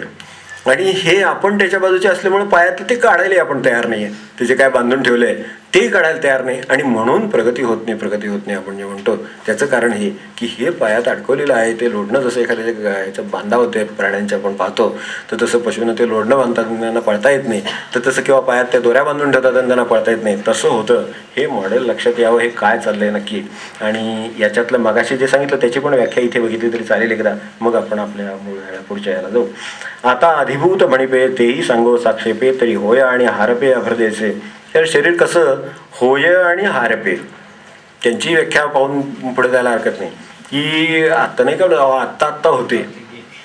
आज सकाळी आम्ही गप्पा मारल्या, आपलं नाही का होत होती असं बोलता कोणाबरोबर तरी, आपलं नाही होणार तसं, म्हणजे मधनं आपण आपलं खात्री दिलेली बरी स्वतःला. तर होय आणि हारपे तर असतं आणि एकदम हरपतं तर असं होतं. तर अभ्रजायचे एखाद्या यावर ढग यावा तसं आणि जावा तसं माणसाची कशी अवस्था होते वरची हातीचा व्यवही की असं ते अधिभूत माणसाचं शरीर जे आहे ते होय आणि हारपे अभ्रजायचे तैसे असतेपणा हाच नाही होई जे साच या ते रूपा आणि ती 5 मिळून या. सगळे 5 मिळून सगळ्यांनी मिळून त्याला नावारूपाला आणतात, तसं ह्याला रूपाला आणलेले. ते अमक्यांच्या कृपाप्रसादाने ते नावारूपाला आले वगैरे म्हणतो आपण नाही का, तसं ते नावारूपाला आले तसे हे नावारूपाला आलेले आहेत. आणि त्याला कोण मदत करतात? 5 मिळून मदत करतात. ते आपले ते इंद्रिय वगैरे काय ते सगळं आणि जे बाहेरचे होतं मुख्य, तर त्यांचं सगळं हा रचना आहे सगळी. तर ते त्याला आणतात रूपाला. ते जे आहे ते अधिभूत भूता ते अधिकरून असे आणि भूत संयोगे तरी दिसे वेळोवेळे भ्रंशे नामरूपाधिक असं तया अधिभूत म्हणिते गणिते मग अधिदैव पुरुष जाणिते. म्हणजे जो त्यातला जो चेतनेचा चक्षु, जो इंद्रिय देशीचा अध्यक्षु, जो देहास्तमानीचा वृक्षु संकल्प विघालाचा. म्हणजे देह मनुष्य टाकताना त्याचे संकल्पाचे विहंगम संकल्पाचे पक्षी ज्या झाडावर बसून राहतात, काय वर्णन असेल त्याची कल्पना करा. कारण अनेक माणसं सांगतो तुम्हाला हे करायचं होतं ते करायचं होतं ते करायचं होतं, ते आता काही शक्य नाही, कारण शक्यच नाही त्याला. ते आता देह तयार नाही आता कुठं जायला आणि काय करायला, त्याची कुवतच राहिली नाही. पण त्याची मात्र उडी असते की अमुक एक करीन तमुक एक करीन, हे व्हायचं होतं ते व्हायचं होतं असं त्याला वाटत राहतं. ते जे व्हायचं होतं ते जे शेवटचं त्याचं राहिलेलं आहे ते संकल्प विहंगम, ते संकल्पाचे पक्षी ते तसेच राहतात. कारण ते नाहीसे झालेले नाहीत, त्यांनी अभ्यास नाही केला त्यामुळे ते नाहीसे झाले नाहीत. आणि त्यामुळं ते जे राहिलेले पक्षी ते कुठे बसतील तर झाडावर बसतात पक्षी. तसे ज्या झाडावर ते बसतात तर इथे वाचलं तर लक्षात येईल अधिक व्यवस्थित. जन्म देहास्तमानी वृक्षु संकल्प विहंगलामाचा असा जो आहे तो जीव, की कुठल्या तरी झाडावर ते बसतात तो जीव म्हणून. आणि हे कळतं आपल्याला या नवीन जन्मामध्ये, लहान मुलांच्या मध्ये, 10 वर्षाच्या मुलांना असलेल्या बुद्धीमध्ये, एखाद्याच्या आकलनामध्ये लगेच कळतं की हे संकल्प विहंगमाचं जे स्थान म्हटलं त्याने, ते जे काही स्वरूप असेल ते ह्याच्या ठिकाणी विद्यमान आहे. जसं ते लहान मुलांच्या ठिकाणी विद्यमान, प्रत्येक जीवाच्या ठिकाणी ते विद्यमान असतं. म्हणून त्याला एखाद्या गोष्टीची आवड, एखाद्या गोष्टीची नावड उपजतच आहे म्हणतो आपण. ते उपजतच आहे जे काय आलं सगळं घेऊन. तो ज्याच्या साह्याने आला, तो ज्याच्यावर बसला होता तो हा देहाचा असतो होताना ज्या वृक्षावर संकल्पाचे पक्षी बसतात तो जीव. अशी समज पॅराफ्रेज केली याची सगळ्याची तर लक्षात येईल. आणि तो इंद्रिय देशीचा अध्यक्ष, ते बरोबरच आहे, सगळ्या आपल्या इंद्रिय देशीचा अध्यक्षच आहे. त्यानं पाहायचं ठरवलं की झालं, चालले डोळे, त्याला पाहायचं ठरवलं की चालले पाय, असं आहे. सगळ्या इंद्रिय देशाचा अध्यक्ष आहे. सगळी इंद्रिय कामाला लागतात, आपण बघितलं मगाशीच. तर तसं आहे, ती सगळी इंद्रिय कामाला लागतात. हा चेतनेचा चक्षु, इंद्रिय देशीचा अध्यक्षु, देहास्तमानी वृक्ष संकल्प विहंगमाचा, जो परमात्माची परी दुसरा, जे अहंकार निद्रा नदसुरा म्हणून स्वप्नी ज्या. हे तर फारच आहे. जीवाला त्यांनी म्हटले की एखाद्या म्हणजे ह्याचे कर्तृत्व एवढं आहे, आपण आपल्या घरामध्ये पाहतो तेच आहे ते, की एखादी गोष्ट करायची ठरवल्यानंतर करायचीच, हे जे पुढचं सगळं होतं आणि त्यानुसार सगळा देह कामाला लागतो. आणि मनुष्य 1500 मैल सुद्धा मागे पुढे टाकेल किंवा कोणतेही ह्याला तयार होईल दुःख सोसायला, पण ती गोष्ट करीलच. हे जे सगळं आहे ते कशातून निर्माण होतो? तो जो आहे ना तो काही लहानसान असणार नाही, तो तितका कर्तृत्वान आहे. जीव किती कर्तृत्वान आहे, कारण त्याच्याकडे असलेला एवढासा संकल्प सुद्धा तो पुरा करून घ्यायला काय धडपडतो, त्यावरनं कल्पना येईल. ही जी जीवाचे स्थिती आहे किंवा त्याची जी अवस्था आहे ती एखाद्या परमेश्वरासारखीच आहे. फक्त झोप आलेला परमेश्वर असं त्यांनी उदाहरण दिलं. त्याचं वर्णन करताना परमेश्वराला झोप आली म्हणजे थोडक्यात काहीतरी, आता ती कशी झोप आली ते दिलेच आहे. जो परमात्माची परी दुसरा, जे अहंकार निद्रा दुसरा, झोप आली नाही त्याला, अहंकाराची झोप आली. त्या अहंकाराची झोप आलेला परमात्माच तो, असं त्यांनी म्हटलेलं वर्णन करता. कारण तेवढं त्याच्याकडे इंद्रिय देशीचा अध्यक्ष, चैतन्याचा चक्षु, सगळं वर्णन केलेलं त्याचं. अशी मध्ये जीवाची स्थिती आहे. आता आपल्या समोर काय प्रॉब्लेम आहे हे लक्षात यावं. हा खरं प्रॉब्लेम नाही, हे सोल्युशन आहे. आणि कारण आम्हाला पूर्वी तत्वज्ञानामध्ये आहेच, आजही आहे, तत्वज्ञानातल्या समस्या म्हणून एक पेपर आहे, त्याच्यामध्ये प्रॉब्लेम ऑफ गॉड वगैरे असेल. असती गॉड हे काही प्रॉब्लेम नाही का, सोल्युशन आहे ते. तत्वज्ञान त्याच्याकडे बघताना प्रॉब्लेम ऑफ गॉड, आता प्रॉब्लेम ऑफ प्रारब्ध आहे ठीक आहे, प्रॉब्लेम ऑफ काय ते डेथ हा एक असायचं, की मृत्यूचा प्रश्न. म्हणजे त्या प्रश्नांचा विचार केलेला आहे त्याच्यामध्ये, की काय त्याच्यात अडचणी आहे, ते प्रारब्ध कसं आहे, कर्माचा प्रश्न. आता कर्माचा प्रश्न बरोबर आहे, पण देवाचा प्रश्न हे काय आहे, प्रॉब्लेम ऑफ गॉड कसा असेल प्रॉब्लेम, हे तत्वज्ञानाच्या दृष्टीनं तो प्रॉब्लेम आहे. अध्यात्माच्या किंवा परमार्थाच्या दृष्टीने ते सोल्युशन आहे. तर ते सोल्युशन आहे खरं म्हणजे. तसं इथं या बाबतीत बघितलं ना, तर हा जो त्यांनी म्हटलंय परमात्माची परी दुसरा, तर खरं सांगायचं तर हा परमात्माच आहे. इतका तो खरं त्याचं उत्तम काम आहे. कारण त्यांनी एकदा ठरवलं की ते होणार. महाराज म्हणायचे नाही, खरं व्यसनी मनुष्य परमार्थाला लावणं फार सोपं असतं एक प्रकारे, फक्त ते वस्तू बदलायची तिथली. कारण त्याचा स्वभावच असा असतो की एकदा धरलं की ते सोडणार नाही. व्यसन नाही तरी काय असतं, जी वस्तू धरलेली आहे ती तो वाटेल त्या परिस्थितीत सोडत नाही. त्याची कितीही बाहेर होऊ दे, त्याची मानहानी होऊ दे, त्याचे पैसा जाऊ दे, त्याचे घरदार विकू दे, सगळं झालं तरी तो व्यसन म्हणजे तेच म्हणायचं. ते तो सोडत नाही. त्याची फक्त व्यसनाची वस्तू बदलली म्हणजे झालं, ते व्यसन काढून त्या ठिकाणी परमात्मा ठेवला, तर त्याच्यासारखा माणूस नाही मग. कारण तो वाटेल झालं तरी ते सोडणार नाही. तो गुरुला तसंच करणार, गुरुला सुद्धा सोडणार नाही. ते भगवानाला काय, महाराजांना काय, किंवा काय रामाला काय, तो सोडणार नाही काही झालं तरी. म्हणजे कितीही कष्ट पडोत, काही पडो, जे व्यसनाचं त्याचं, म्हणून त्याचं सोपं असतं. तसं इथे जीव आहे, त्याला जर समजा भगवंताचा थोडा टच देता आला तर बरं होईल, किंवा जीव जागा झाला तर बरं होईल. इथल्या भाषेमध्ये अहंकाराची निद्रा आलेला तो परमात्माचा आहे ना, असं वर्णन केलेलं. आपल्या दृष्टीने साधन काय आहे, म्हणजे आपला प्रॉब्लेम याच्यामध्ये कोणता आहे नेमका, तर हा जो जीव आहे हा अहंकाराची निद्रा आलेला आहे. आपण निरहंकार झालो ते काम होईल. हाच जीव परमेश्वर आहे. पण तो निरहंकार झाला तर आता ते तिथेच अडचण आहे सगळी, होय की नाही, की परमेश्वराची ती हे ते किती जवळ आहे खरं म्हणजे. फक्त अहंकाराची निद्रा आहे एवढंच म्हणणे त्याचं. पण तीच निद्रा एवढी बळकट आहे की माणसाला बांधून ठेवते ती. माणूस नाही पशु बनवेल एवढी निद्रा आहे ती, इतकी खाली आणते ती. तर ती त्याची जर गेली समजा, तर हेच काम इथंच होण्यासारखं आहे, आणखीन कुठं जायची गरज नाही. हे मॉडेल समजून घेण्याचा उपयोग काय, तर आपण नेमके कुठे आहोत आणि आपला नक्की अडचण कोणती आहे आणि ती कशी दूर करावी. आता तुम्ही जर मोठा कोणी माणूस बघितला, कोणत्याही शास्त्रामधला मोठा घ्या, मोठा सुद्धा लागत नाही. अहंकाराला मोठे पण सुद्धा लागत नाही बघितलं, त्याला काहीही पुरतं. कुठेतरी एखादा टिंब त्याला असलं तरी सुद्धा बास होतं. महाल सुद्धा लागत नाही त्याला. झोपडीचा सुद्धा काही अहंकार नसतो का, महालाचा अहंकार असतो, झोपडीचाही असतो, हो की नाही. अगदी साधं एखादी ओळ केली रचली तरी त्याचा अहंकार आहे, आणि महाकाव्य रचलं तरी त्याचा अहंकार आहे. त्याच्या काही अहंकाराला काही लागत नाहीच आहे. म्हणून महाराज म्हणायचे ना, गरीबाला नसतं असं थोडंच आहे. हे तो भिकाऱ्याचं महाराजांनी उदाहरण दिली का आपल्या प्रवचनामध्ये, की तुमचंच एक घर आहे का, मला 56 घर आहेत म्हणतो.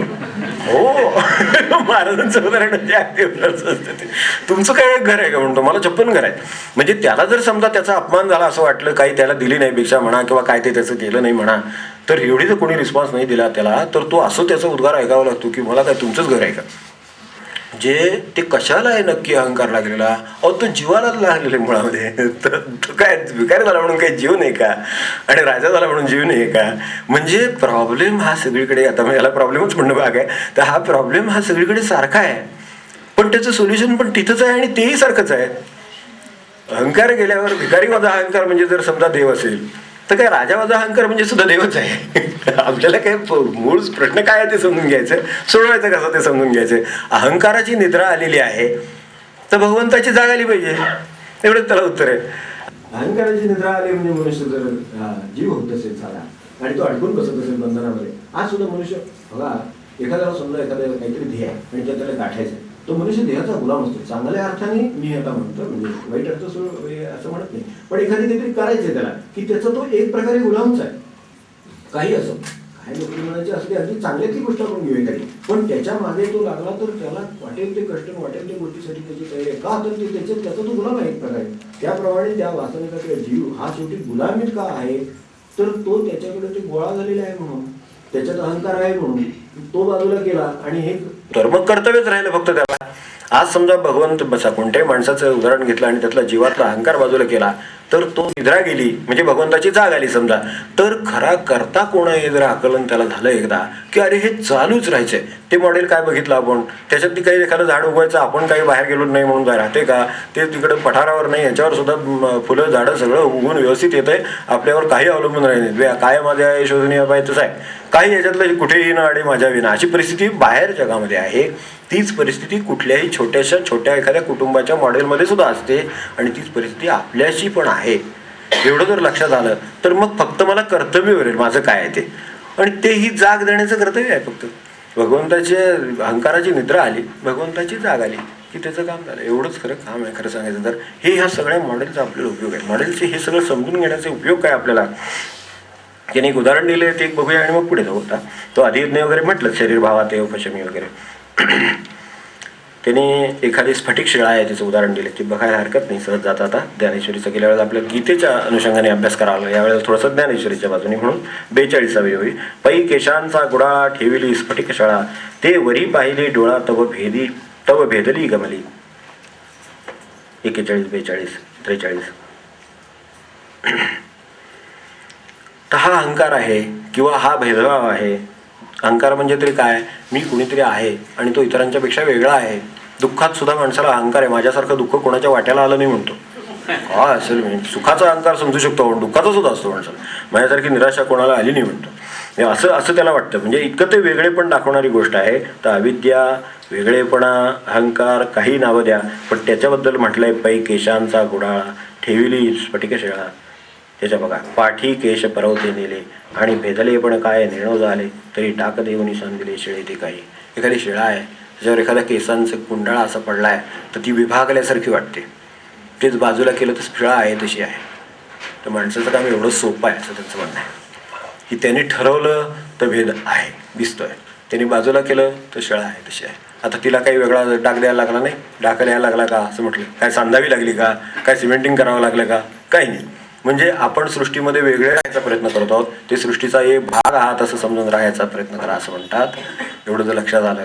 आता आपण एक कुटुंबामध्ये एखादा वेगळा राहायचा प्रयत्न करायला लागला समजा स्वतंत्रपणे काहीतरी त्याचं स्वतःचं म्हणून, तर बाकीच्यांना लगेच त्रास सुरू होतो. तो सगळ्यांचाच आहे असं जर वाटून राहिला तर कोणालाच त्रास नसतो मग, कारण मग काय सहकार्याचं जीवन झालं, दुसरं काय मग आनंदच आहे सगळा. म्हणजे ते आता त्याचं वेगळं काय केलं, डाग दिला का काय सांधलं का काय, त्याला काय सिमेंटिंग केलं का काय केलं, काही नाही केलं, त्याची फक्त भूमिका बदलली की मी कोणी वेगळा नाही, म्हणजे थोडक्यात अहंकार सुटला. तो सुटल्याबरोबर सगळे एक झालं. मग हे काम इतकं सोपं आहे की त्यांनी हे आता म्हटलं याच्यासाठी वेगळं काय करायला लागलं. ना ते अखंडची आयती परी संगे भिन्न गमली होती. केवळ या केसांचा संग झाला किंवा त्या काय पडलं होतं त्याच्यावर त्याचा संग झाला म्हणून ती वेगवेगळी दिसत होती. तेच बाजूला संग बाजूला केल्याबरोबर हे दिसायला लागलं. ते सारिलिया मागवती जैशी का तैशी, तेवी अहमभाव जाये तरी ऐक्य आधीची आहे. म्हटलं तर हे वाटतं सोपं एवढं खरं. त्यांनी काय म्हणायचं ते आपल्याला दिशा पण दाखवून दिलेली आहे की यातला अहमभाव जर गेला, जैसी तेवी अहमभाव जाये तरी ऐक्य ते आधीचे आहे. हेची साथ जेथे होय तो अधियज्ञ मी. आता हे जो आपल्याला करायला लावतो तो आपल्यामधलं चैतन्य किंवा देव, तो तिकडे ब्रह्मया स्वरूपात आहे, इथे आपल्या छोट्या स्वरूपात तो आता आहेच बसलेला. त्याला कशाचाही परिणाम तुमच्या या सगळ्याचा होत नाही, तो आहे म्हणून खरं चाललेला आहे. तर त्याचं स्मरण ठेवून जर आपण आपली कामं केली तर हे बरोबर होण्याची शक्यता आहे. तर हे कसं होईल, हा सकळ जीवांचा विसावा नैष्कर्म्य सुखाचा ठेवा परी उघड करून पांडवा दावीच असे. तर हे एक मोठी यंत्रणा पाहिली, एक छोटी यंत्रणा आपल्या शरीरामध्ये चाललेली, देहामधली स्वतःच्या पुरती अगदी खाजगी व्यक्तिगत अशी ही सगळी यंत्रणा आपण पाहिली. तर ही 2 मॉडेल्स पाहण्यामध्ये आपल्याला व्यावहारिकदृष्ट्या सुद्धा काय उपयोग होतील, तर आपलं स्थान आपल्या लक्षात येईल. समजा यादी काढली, एक एकूण व्यवस्था काय आहे, हे जग माझ्यासाठी नाही मी जगासाठी आहे हे लगेच लक्षात येतं. म्हणजे किती गोष्टी लक्षात येतात. तर व्यवस्था काय आहे मुळामध्ये, की ब्रह्मा ते काय जे कर्म आणि तिकडे त्याचा स्वभाव म्हणजे अध्यात्म, अशी एक यंत्रणा मोठी काम करते. ती मी किती वेळा जन्माला येऊ न येऊ तिच्याशी काही फरक पडत नाही, अशी यंत्रणा बाहेर आधीच आहे. म्हणजे माझं आधी निम्म काम ते माझ्याकडे काय राहिलेलं नाही. जगाचं काम जणू काही आपल्याला जबाबदारी असल्यासारखं आपल्याला काही वेळा वाटतं, जसं कुटुंबाचं काही वेळेला वाटतं. हे छोट्या प्रमाणात छोट्या मॉडेलवर सगळीकडे चालू असतं. मग ते कोणात 2 माणसात वाटेल, कोणात 50 माणसात वाटेल, एखाद्या समाजाची एखाद्याला स्वतःवर जबाबदारी असं वाटेल, एखाद्याला वाटेल देशाचं माझ्याशिवाय चालणार नाही असं वाटेल. ते कुठलं मॉडेल केवढं आहे याच्यावर अवलंबून आहे. प्रश्न एवढाच आहे फक्त की त्याला त्याच्याशिवाय काही चालणार नाही असं वाटतं का? तर तसं काही सगळं वाटायचं कारण नाही. ते सगळं मॉडेल इंडिपेंडंट ऑफ अस, आपल्याशिवाय स्वतंत्रपणे तिकडे चालू आहे. म्हणजे आधी आपली मूळ कामच आधी 10% आलेले. आता राहिलं आपल्यापुरतं काम आपण किती करणार त्याचा प्रश्न. मग आता ते काम सुद्धा कसं चालू आहे, त्याच्यातल्या जीवाला आलेली ते अहंकाराची निद्रा वगैरे, तिथं खरा मूळ प्रश्न आहे. बाकी शरीर तर आपल्याला उत्तमात उत्तम दिलेलं आहे. म्हणजे जे ह्या हायेस्ट बिईंग आहे ते तुम्हाला दिलेलं आहे. म्हणजे अधिभूत आपल्या ठिकाणी अगदी विद्यमान आहे. आता आपल्याला सगळं हे आपल्याला मिळालेलं आहे. तर हे सगळं मॉडेल आणि हे कळलं की एक म्हणजे व्यवस्था कळते, दुसरं म्हणजे आपल्याला स्थान कळतं, मग आपल्याला आपलं कर्तव्य कळतं. किती यादी करावी म्हटलं, याची किती करता येईल, हे सगळं कळल्याचे, हे मॉडेल्स कळल्याचा काय आपल्याला उपयोग आहे, तर व्यवस्था कळते. आपलं स्वतःचं स्थान कुठे आहे ते कळतं. अनेकदा असं होतं ना की एखाद्या समारंभामध्ये एखाद्याचा अपमान होतं काय नक्की, त्याचं स्थान त्याला खरं कळलेलं नसतं. असं काहीतरी खरं असतं ते. आता असं कोणी म्हणायला जात नाही म्हणजे आणखीनच तो बिघडायचा परत. तर तसं काय होऊ नये आपण त्याला काय म्हणायला जात नाही. पण काही वेळेला एखाद्या समारंभात काहीतरी असे प्रसंगामध्ये एखाद्याचं बिघडतं सगळं. का तर कोणीतरी त्याला काहीतरी मान दिलेलं नसतं. आता त्याला असं वाटतं की मला मान देण्यासारखा मी आहे आणि तो कोणीतरी देत नाही, कारण तो नसतो तसा, त्यामुळे तो देत नाही की बिघडतं सगळं गणित त्याचं. मग तो स्वतः बिघडतो, आणखीन 2-4 लोकांची डोकी खराब करतो आणि मग ते सगळे मिळून काहीतरी गोंधळ ते काय ह्याच्यात निर्माण करतात. हे आपण बघतो अगदी साध्या आपल्या कौटुंबिक एखाद्या कार्यक्रमात सुद्धा होतं. म्हणजे अमुक असं त्याला काही मोठं मॉडेल लागतं असं नाही, छोट्या ह्याच्यावर होतं. मोठ्या ह्याच्यावर झालं तर देश पातळीवर गोंधळ होतो, इकडे झालं तर राज्य पातळीवर होईल, इकडे झालं तर आपल्या कौटुंबिक पातळीवर होईल. पण ह्याच्यात मूळ काय कशात आहे, तर आपलं स्थान आपल्याला कळलं नाही ह्याच्यात आहे. होय की नाही? खरं सांगायचं तर ते आपलं स्थान, आणि मी थोडक्यात म्हणजे खरं स्थान नव्हतं एवढंच कळायला पाहिजे. खरं मी मूळ स्थान नाही हेच कळायला पाहिजे, पण काहीतरी स्थान असणार. ज्या अर्थी आता एखादा समारंभ आहे, एखादा कौटुंबिक कार्यक्रम आहे आणि आपल्याला आमंत्रित केलेले आहे, म्हणजे आता आमंत्रित करण्या एवढं स्थान असेल का नाही त्या माणसाला आहे. पण असे 100 जण आमंत्रित केलेले तो ते विसरायला होतं. काय मलाच आमंत्रित केलंय, बाकी कोणाला काय आमंत्रित केलं नाही, ते यांच्याकडे मागे लागून आले असं वाटतं. आणि त्यामुळे आपलीच व्यवस्था ठेवली पाहिजे सगळ्यांनी असं वाटतं, आणि मग ते होत नाही, मग ते काहीतरी गोंधळ होतं पुढे. तर ह्याचं मूळ कशात आहे, आपलं स्थान कळलं नाही. मग स्थान कळण्यासारखी गोष्ट फायद्याची नाही याच्यात काही. बघा मग केवढा हे आता असा विचार केला तर व्यवस्था कळली, आपली स्थान कळलं, एवढी मोठी गोष्ट आहे की स्थान कळण्यासारखा फायदा नाही दुसरा. आपल्याला जर स्वतःचं स्थान नक्की कळलं या सगळ्या ह्याच्यामध्ये, असं होतं ना, ही मोठ्या माणसांचे अपमान वगैरे होतात की ते स्टेजवर काहीतरी याचा फेटा, त्याला काय होते, आमच्याकडे फेटर्स रामायण घालते, तिघांना घातले, चौघाला घातलं नाही. आता तो त्या योग्यतेचा होता हे कोणाला माहीत नव्हतं. आता त्यांच्या पोस्ट सारख्या असतील कदाचित, पण ते झावलं त्यामुळे तसं काहीतरी, आणि त्याचं बरंच झालं. तर आता असं होऊ शकतं, कारण का तर त्याचं स्थान खरं म्हणजे, तर ते स्थानावरच हा सगळा घोटाळा झाला. आता तो जर त्याला अहंकाराची निद्रा आली नसती तर हा प्रॉब्लेमच आला नसता. तर असं होऊ शकतं. म्हणजे सुटायचं पण सोपं आहे आणि हे व्हायचं पण अशाच पद्धतीनं होतं. तर ते मूळ त्या स्थानात अडचण असते. तर आपलं स्थान कळतं, आपलं कर्तव्य काय आहे ते त्यामुळे कळतं. आपण 100 माणसातले एक आहोत, आपण 1000 माणसातले एक आहोत, लाख माणसातले एक आहोत. काय जे आहे ते एकदा कळलं की त्याचं एक लक्षांश म्हणून काहीतरी कर्तव्य असतंच. नाहीतर मला काय स्थानच नाही असं झालं की ते मग मनुष्य कामच करत नाही. आता मी काय म्हणत नाही कोणाला, असं काय घरात होतं की असं समजा, असं एकदा त्या माणसाची फिलिंग झाली की मला या घरामध्ये काही स्थान नाही आहे, असं एकदा मनात आलं की तो चहा सुद्धा करणार नाही घरातला, नाही तर काय केअर सुद्धा काढणार नाही, तर काय काम सुद्धा करणार नाही, कारण का तर त्याला काय स्थान नाही असं वाटतं. आता अशी त्याला स्थान तर असणारच. घरातला माणूस आहे, ते लहान मुलं आहे का मोठा माणूस आहे का 70चा माणूस आहे, याच्याशी काय आहे, त्याला स्थान आहेच ना. फक्त ते स्थान काय आहे याचा एकदा व्यवस्थित उलगडा झाला की त्या स्थानाप्रमाणे पण त्याचं काहीतरी कर्तव्य ठरतंच. मग ते जर त्याला करता आलं तर मग पुढचे सगळे कॉम्प्लिकेशन टळतात. तर आपलं कर्तव्य त्यामुळे कळतं. एकदा स्थान कळलं की त्यामुळे कर्तव्य कळतं. ते का करावं, कसं करावं ते कळतं बरोबर. हे सगळं मॉडेल, कारण बाहेर सृष्टी कर्तव्य करते आपापल्या, त्यात आपण ती कशी करावी हे कळतं. हे सांगितलं असं आहे की सृष्टीमध्ये कुठल्याही एखाद्या झाडाचं कर्तव्य तुम्ही पाहिलं कसं चाललेलं आहे एवढं बघितलं तरी आपण काय कर्तव्य करावं ते कळतं. एखाद्या झाडाचं वर्किंग पाहिलं किंवा एखाद्या नदीचं वर्किंग पाहिलं तर कळतं. नदी आपल्या नियत मार्गाने वाहते. विनोबा म्हणायचं नाही, विनोबाने या अध्यायाबद्दल फार चांगलं लिहिलं आहे. म्हणजे कसं की हा सगळा सातत्य योग आहे. हा अध्याय म्हणजे सातत्याचा योग आहे सगळा. म्हणजे ब्रह्मापासून खाली आलं ते सगळं. म्हणजे त्यांनी एक चक्र दिलं आहे, सुंदर हे आहे त्यांचं म्हणणं. सातत्य कसं आहे तर, आणि ते आपल्या साधनेला पण लागू आहे की मोठं एक साधनेचं चक्र आहे. निरंतर सृष्टीमध्ये साधना सुरू आहे. तर त्या साधनेचं चक्र आहे ते कसं सुरू होतं तर ब्रह्मापासून सुरू झालं, ते निर्गुणच आहे.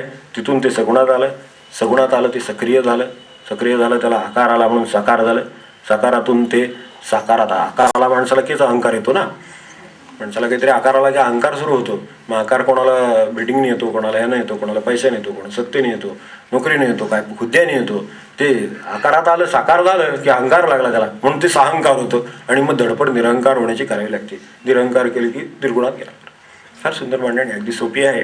आणि ही माणसाला सुद्धा या मॉडेलमधूनच जावं लागतं. परमेश्वर खाली आलेलाच आहे आपल्याकडे. आता आपण परमेश्वराकडे कसं जायचं हाच प्रश्न चक्र पूर्ण करायचा आहे आपल्याला. तर आपण इथपर्यंत तो खाली आला आहे, तर तो अत्यंत विकसित अवस्थेत आपल्यापर्यंत आलेला आहे. खरं सांगायचं तर आत्मा आपल्या ठिकाणी विद्यमान आहे यासारखं भाग्य नाही खरं सांगायचं तर. कारण इतका परमेश्वर जवळ आहेच कुठे कोणाच्या मला सांगा. इतकी जाणीव आपल्याला आहे त्याची, इतकी प्रगल्भ आपल्याकडे बुद्धिमत्ता किंवा काय ते ठेवलेलं आहे, समजून घेण्याची क्षमता ठेवलेली आहे. तर एवढी समजशक्ती आणि एवढी परमेश्वराचं अस्तित्व जर जवळ आपल्या आहे, तर आता फक्त आपण त्याच्यापर्यंत जायचंच राहिले. तो आपल्यापर्यंत येऊन राहिलेलंच आहे. गुरु जसं आपल्यापर्यंत गुरु येतात, आपण आता त्यांच्याकडे जायचं काम असतं, तर तसं हे आपल्यापर्यंत येऊन पोचलेलं आहे. निरंतर काम आहे. तर ह्या सगळ्यातून आता आपण पाहिलं तसं की हे चक्र कळतं आपल्याला, आणि त्याच्यातला आपला रोल काय आहे ते पण कळतं. आता याच्यातून खरा करता तर कळतोच कळतो. यात खरं कर्तृत्व कोणाकडे आहे? आता हा जीव आहे, ही यंत्रणा आहे. समजा एखाद्याने एखादं कर्म केलेलं आहे, तर त्याचं त्याला व्यवस्थित फळ देण्याची व्यवस्था आहे. ठीक आहे, त्याच्या याच्याप्रमाणे होईल. कधी ज्या फळाच्या उन्मुक्त कर्म होईल त्यावेळेला ते फळ मिळेल त्याला. म्हणजे आपलं साधा अन्नातलं एक पाणी आहे तर 2 तासांनी पचेल, त्याचा एखादा अन्नपदार्थ आहे तर 4 तासांनी 6 तासांनी पचेल, दुसरा 8 तासांनी पचेल, तेल असेल तर 2 दिवसांनी पचेल. हे जितकं साध्या ह्याचं आहे, अन्नाचं आहे, तसंच माणसाच्या कर्माचं आहे की ती सुद्धा त्याच्याप्रमाणे त्याला फळ देत असतात. तसं काही कर्मांची फळं राहिली आहेत म्हणून आपण आलेले आहोत, ती पुरी करावी. आणि नवे कर्म नको आता. पुन्हा मला यात सापडायला होईल असं कुठलं कर्म मला नको. सावध होऊन जर कर्म केली तर कर्म आपल्याला त्रास देत नाही. त्यातलं मन आहे ना त्याच्याबद्दल, कारण सगळा मनाचा मूळ प्रश्न आहे. तर बिडकर महाराज मनाबद्दल म्हणताना एकदा म्हणाले, सावधतेवर नव्हतं ते की म्हणे सावध चित्ता नवे कर्म नको आता. तर सावधानतेनं कर्म केलं, सावध असला मनुष्य की म्हणजे मन लपून बसतं. आणि मनुष्य बेसावध झाला की मन हैराण करतं. म्हणजे हे अगदी बरोबर आहे. म्हणजे जेव्हा आपण हैराण होतो तेव्हा आपण बेसावध असलो पाहिजे असं समजायला हरकत नाही. एक जाता जाता आठवलं त्यांचं. तर याच्यातून खरा करता कळतो, कर्म कसं करावं हे तर कळतंच. आत्तापर्यंत ते संस्कार लेप चित्तावर झाले म्हणून मला हे आत्ताचं काम करावं लागतं हे कळतं. आणि ते पुढे टाळण्यासाठी आपल्याला कशा पद्धतीने आताची कर्म करावी लागतील, मग ती अलिप्तपणे करावी लागतील का, कर्तव्य म्हणून करावी लागतील का, फळाची अपेक्षा न ठेवता करावी लागतील का, ही सगळी त्याची पुढची यादी आहे. ती कशी करता येतील. तर सावध चित्ता नवे कर्म नको आता म्हणजे हे आहे की कर्म तर आहेच. आत्ता गेलो खाली तरी आता बरगावून मनुष्य आला तर त्याला गावी जाण्याचं कर्म त्याला परत आहेच, करायचंच आहे. पण ते कशा पद्धतीनं करावं, गेल्यानंतर पुन्हा त्याला प्रपंचाची कामं आहेतच, व्यवसायाची उद्योगाची कामं आहेतच. ती कोणत्या ठेवणीने करावी की जेणेकरून पुन्हा मला हे मागे चित्तावर लेप राहणार नाही, हे त्याला कळण्याची विद्या याच्यामधून लक्षात येते. त्यामुळं म्हणजे ईश्वरार्पण बुद्धीनं करू देत, कसं त्याला जसं योग्य वाटतं ते करावं तसं. आणि त्यामुळं मग चित्ताला निश्चिंतता येते आणि आपल्या वाटचालीला निश्चितता येते. आपल्या वाटचालीला निश्चितता नसतात तर ती निश्चितता येते आणि त्यामुळे चित्ताला निश्चिंतता येते. आज चित्ताला सचिंतता आहे की असं होईल का नाही, तसं होईल का नाही, तसं होईल का, तर काय विचार करायचं कारण नाही. कारण शेवटी असं आहे, कसं करावं याच्याबद्दल सांगताना आपण शास्त्रमार्गही बघावा आणि गुरुही पाहावा. 2 मार्ग असतात.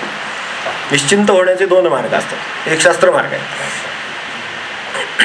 हा निर्मृत्युर यशो लाभः असं शास्त्रमार्ग आहे. हा निर्मृत्युर यशो लाभः तत्तत्काले भविष्यति. हानी आहे माणसाची. आज आपल्याला भीती कशाची आहे की हानी होईल का, तोटा होईल का, हे होईल का, कोणी फसवेल का, अमुक करेल का, काय ते माझं होईल का नाही, अमुक होईल का नाही, तमुक होईल नाही, काळजी आहे आपल्या चित्ताला. तर तिची मुख्य कारण ही आहे, हानिर्मृत्यूर यशो लाभ. 4 गोष्टी आहेत. हानी, मृत्यू, यश, लाभ, ह्या 4 गोष्टींच्या चिंतेने चित्त अस्वस्थ असतं. तत्तत्काले भविष्यती, त्या काळी ते होणारच आहे. एवढं साधं उत्तर आहे शास्त्राचं. मोठे शास्त्र नको म्हणून छोटं शास्त्र सांगितलं. अगदी एका वेळीचं शास्त्र आहे. तर ते त्या काळी ते होणारच आहे. आपण आपलं काम करीत राहावं. तत्काले भविष्यती, तर तो काळ आला की त्या वेळेला त्याचं ते फळ देणारच आहे. ही निश्चिंतता चित्ताला यामुळे येऊ शकते, ह्या विचारामुळे. तर एवढं या सगळ्या, आणि याच्यातून जे काय होतं ते आपली प्रयाण काळाची पूर्वतयारी होते. कारण शेवटी आपल्याला झाकेली आहे गटीचा दिवा, काय तसं जायचं आहे. तर या दृष्टीने जायचं असेल तर सगळी अशी चित्ताची ठेवण आपल्याला तयार झालेली उपयोगी पडेल. आणि ही कशी स्थिती आपली करावी आणि टिकवावी एवढं यातून कळत. तर हा सगळ्या ह्या मॉडेलचा उपयोग आहे. थोडासा कठीण विषय होता यातला, कारण अर्जुनानेच विचारलं मुळात काय काय काय काय काय म्हणालात मला काय कळलं नाही. असं ज्या अर्थी अर्जुन म्हणाला त्या अर्थी आपल्याला थोडंसं आता हे दुपारच्या वेळेला पेंग येणार, झोप येणार, हे सगळं होणार, तर काय इलाज नाही. आणि ह्या विषयी 6 पदं अशी आहेत, पण ती आपल्याला एकदा व्यवस्थित जर कळली, कदाचित आपण त्याच्यावर थोडासा विचार केला तर याचे सगळ्याचे उपयोग लक्षात येईल. या मॉडेलचे आणखीन एक 2-3 मुद्दे सांगायचे ते तेवढे सांगतो आणि मग पुढे जाऊ की हे कसं करावं. हे ठीक आहे, हे मॉडेल विश्वाचं आहे, हे माझ्या ठिकाणी विद्यमान आहे, तो जीव तसा आहे, त्याला अहंकाराची झोप आली, आमकं झाले, त्यामुळे तेवढी जरा जाग आली भगवंताची, तर मग एवढा आपल्याला काही जीवनात काही दुःख राहणार नाही. कारण मूळ प्रश्न शेवटी जीवनात दुःखाचाच आहे. तर तो काही यातून आपल्या वाट्याला राहणार नाही.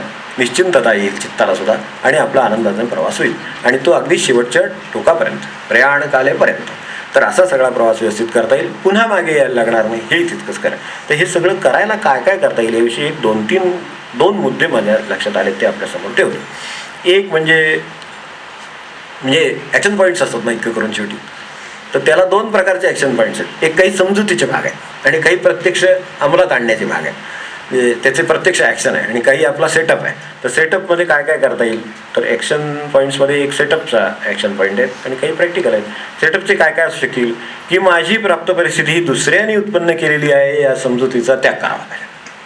माझ्या वाट्याला जी परिस्थिती आलेली आहे ती दुसऱ्या कोणामुळे तरी आली आहे अशी एक समजूत असते माणसाची.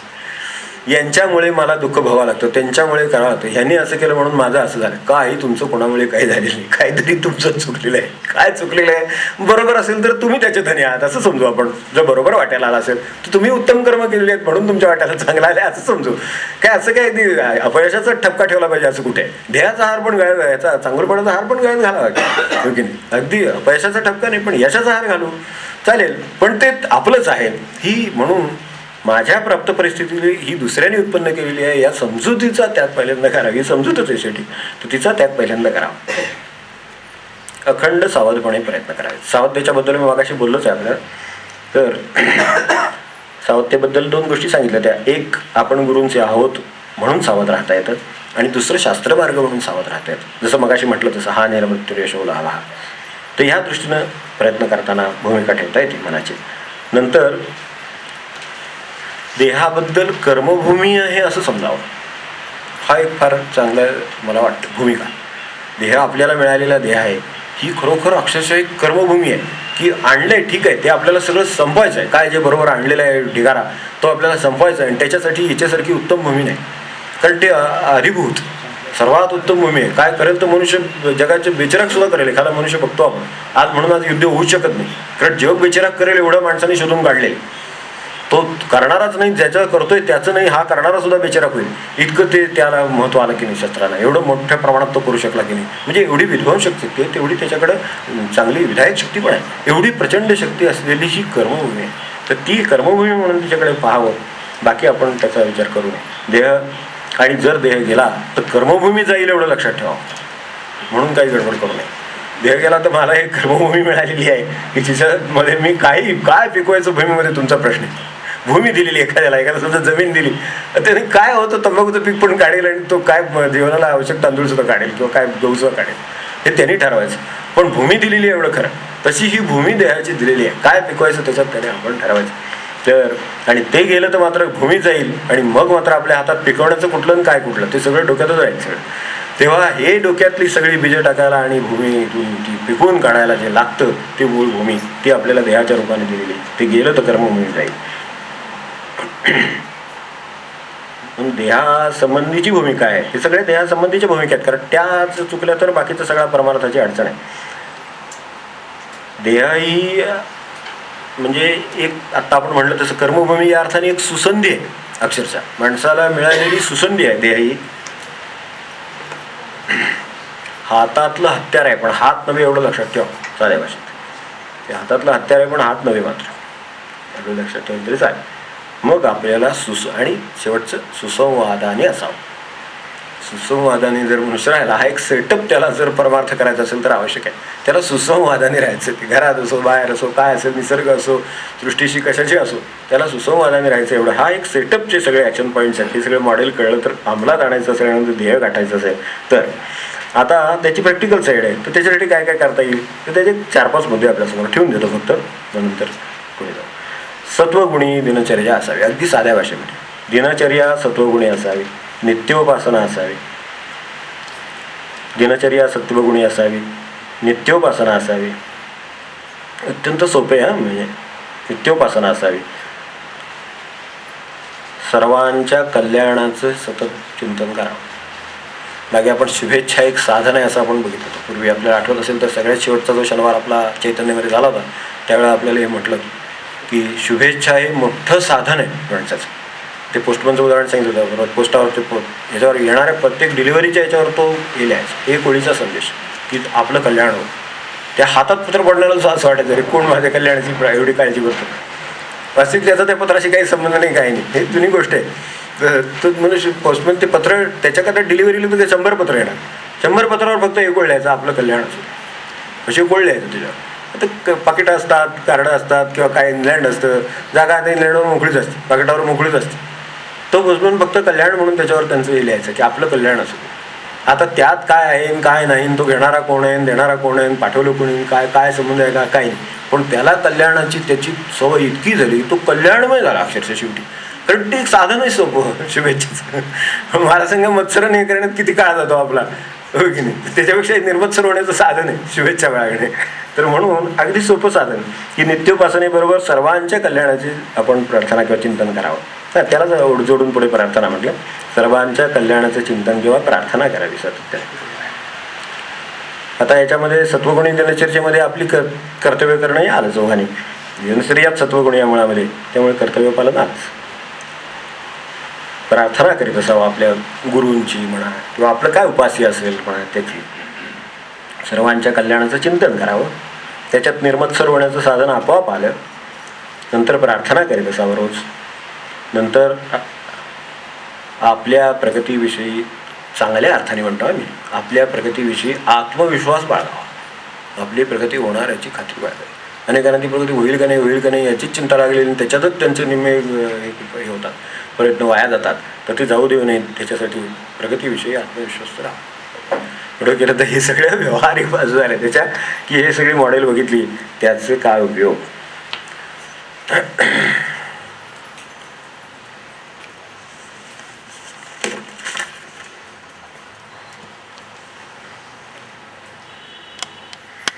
मग त्यांनी काय काय म्हटले पुढचं ते लक्षात घ्यायला बरं पडेल.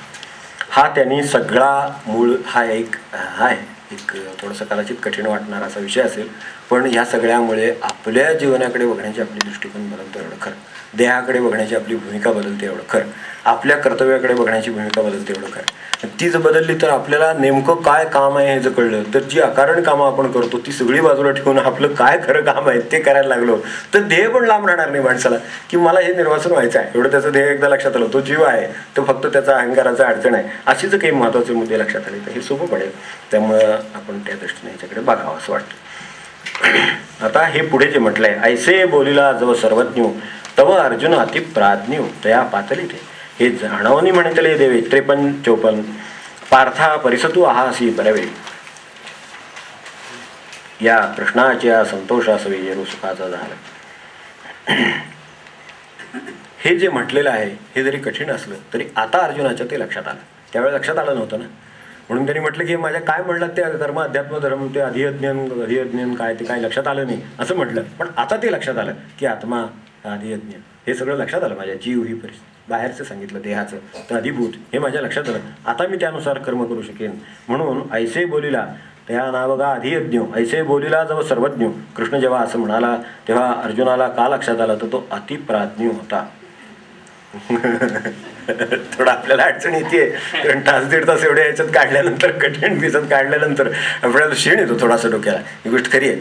पण अर्जुन अतिप्राज्ञ असल्यामुळे त्यांनी म्हटलंय की अतिप्राज्ञ आहे तर तो तत्पर आहे आणि तितकाच चाणाक्षही आहे, कळून घेणाराही आहे. तव अर्जुन अतिप्राज्ञ तया पातल येते. आणि म्हणून त्यांनी म्हटलं की किती छान हे आपण सांगितलं हे मला कळलं हे बरं झालं. या कृष्णाच्या संतोषासवे येरू सुखाचा झाला.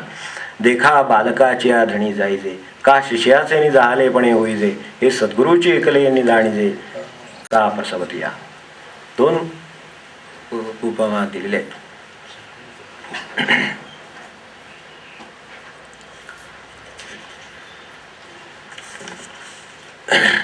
दोन प्रकारचे आनंद आहेत जगामध्ये आणि ते आनंद फक्त ही दोनच माणसं जाणतात असं म्हटलेलं आहे. प्रापंचिक माणसांना याची कल्पना पटकन येईल म्हणून त्यांनी हे लगेच उदाहरण दिलेलं आहे की बालकाची तृप्ती आई जाणते आणि शिष्याच्या पूर्णत्वाचा आनंद गुरु जाणतो. ही दोन आनंद दोन प्रकारचे आहेत.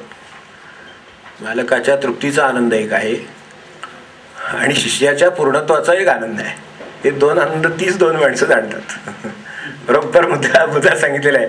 मी काय ओळीच्या तपशिलात शिरत नाही, पण लक्षात ठेवायला हरकत नाही की मुलाच्या तृप्तीचं वास्तविक हे देणारे आहेत, गुरु देणारे आहेत, आई देणारी आहे, पण तृप्ती ज्याची होते त्याचा जो आनंद आहे तो आईला होतो. वास्तविक घेणाऱ्याला आनंद व्हायला पाहिजे, नाही का? हे का मुद्दाम दिले उदाहरण ते आपल्या लक्षात आलीच असतील की वास्तविक की जो देतो त्याचं जाते ना, त्याच्या दृष्टीने त्याची वस्तू गेली त्याच्या दृष्टीनं आणि ज्याला मिळाली त्याला त्याचा आनंद आहे. त्याचं बरोबर आहे, त्याचा आनंद आहे, पण त्याचा आनंद जाणणारा जो खरा आहे तो कोण आहे? आणि ते आई आणि गुरु अशी दोनच उदाहरणं दिलीत. तर ह्यांना आनंद होतात मिळाले म्हणून ठीक आहे, पण ज्यांनी दिलेलं आहे म्हणून शिष्याच्या पूर्णत्वाचा आनंद गुरुला होतो. शिष्याला ते दिल्यामुळे जे पूर्णत्व आलं त्याचा आनंद गुरुला होतो. तसं बालकाच्या तृप्तीचा आनंद आईला होतो. तर हे दोन जगामध्ये आनंद आहेत आणि ते जाणणारे हे दोनच आहेत, एक आई आणि गुरु. अर्जुनाला त्यांनी काय म्हटले ते पण दोन. आता अर्जुनाचे गुण आपण पाहतोच, त्यातला अतिप्राज्ञ हा एक आहे. आणि पुढे म्हणून सात्विक भावांची बांधी सत्कृष्णांगी अर्जुना आधी न समातसे परिबुद्धी सावरुणी देवी. हे पुढे जे म्हटले ना 56-57 मध्ये, म्हणे परिसरणयांच्या राया ऐके बापा धनंजया ऐसी जळो सरलिया माया तेथ जाळे तेही जळे. परिसरणयांच्या राया, त्याला ऐकणाऱ्यांचा राजा म्हटले. तेव्हा आपण जो ऐकणाऱ्यांचे राजा असा नुसते ऐकणारे असू नये, आता ऐकणाऱ्यांचा राजा होणं म्हणजे काय हे काही मी सांगायला पाहिजे असं नाही. आपण मुलाला सुद्धा अरे ऐकत जा राजा, तो राजा वेगळा, तर तो काही वेळेला त्याला दाद द्यावी असं पण तो ऐकतो, कारण त्याने इतक्या तत्परतेनं आणि इतकं व्यवस्थित ऐकलेलं असतं की तो अंमलच करेल असं आपल्याला खात्री वाटते. म्हणजे तो बाप खरा आणि तो मुलगा खरा महाराजांनी प्रवचनात म्हटल्यावर तसं की त्यांनी म्हणायची खोटी आहे, म्हणजे हा वाट पाहतोय अशी परिस्थिती आहे, इतकं जसं होतं तसं ते त्यांनी त्याला आदर्श म्हटलेलं आहे. तसं इथं ऐकणाऱ्यांचा राजा असं म्हटलं. तर परिसरणयांच्या राया आई गे बाबा धनंजया, म्हणून त्याला भगवंताने असं म्हटलंय की तू ऐकणाऱ्यांचा राजा आहेस. आणि त्याचा आनंद त्याला पोचला हे कळल्याचा, आणि तो त्यांनी सांगितला. अंतकालेच मावेव स्मरण मुक्त्वा कलेवरम. जे आताची सांगितलं होते अघाय अधियज्ञ म्हणाला जया ते आधीची तया माते जाणून आणते. हे आपण सगळं ऐकतो ते कशासाठी? तर शेवटी तर माणसाला आलंच पाहिजे, पण आधी आलं पाहिजे म्हणून ऐकतो. शेवटी तर येईलच, मृत्यू तर येईलच, यात काही विशेष नाही.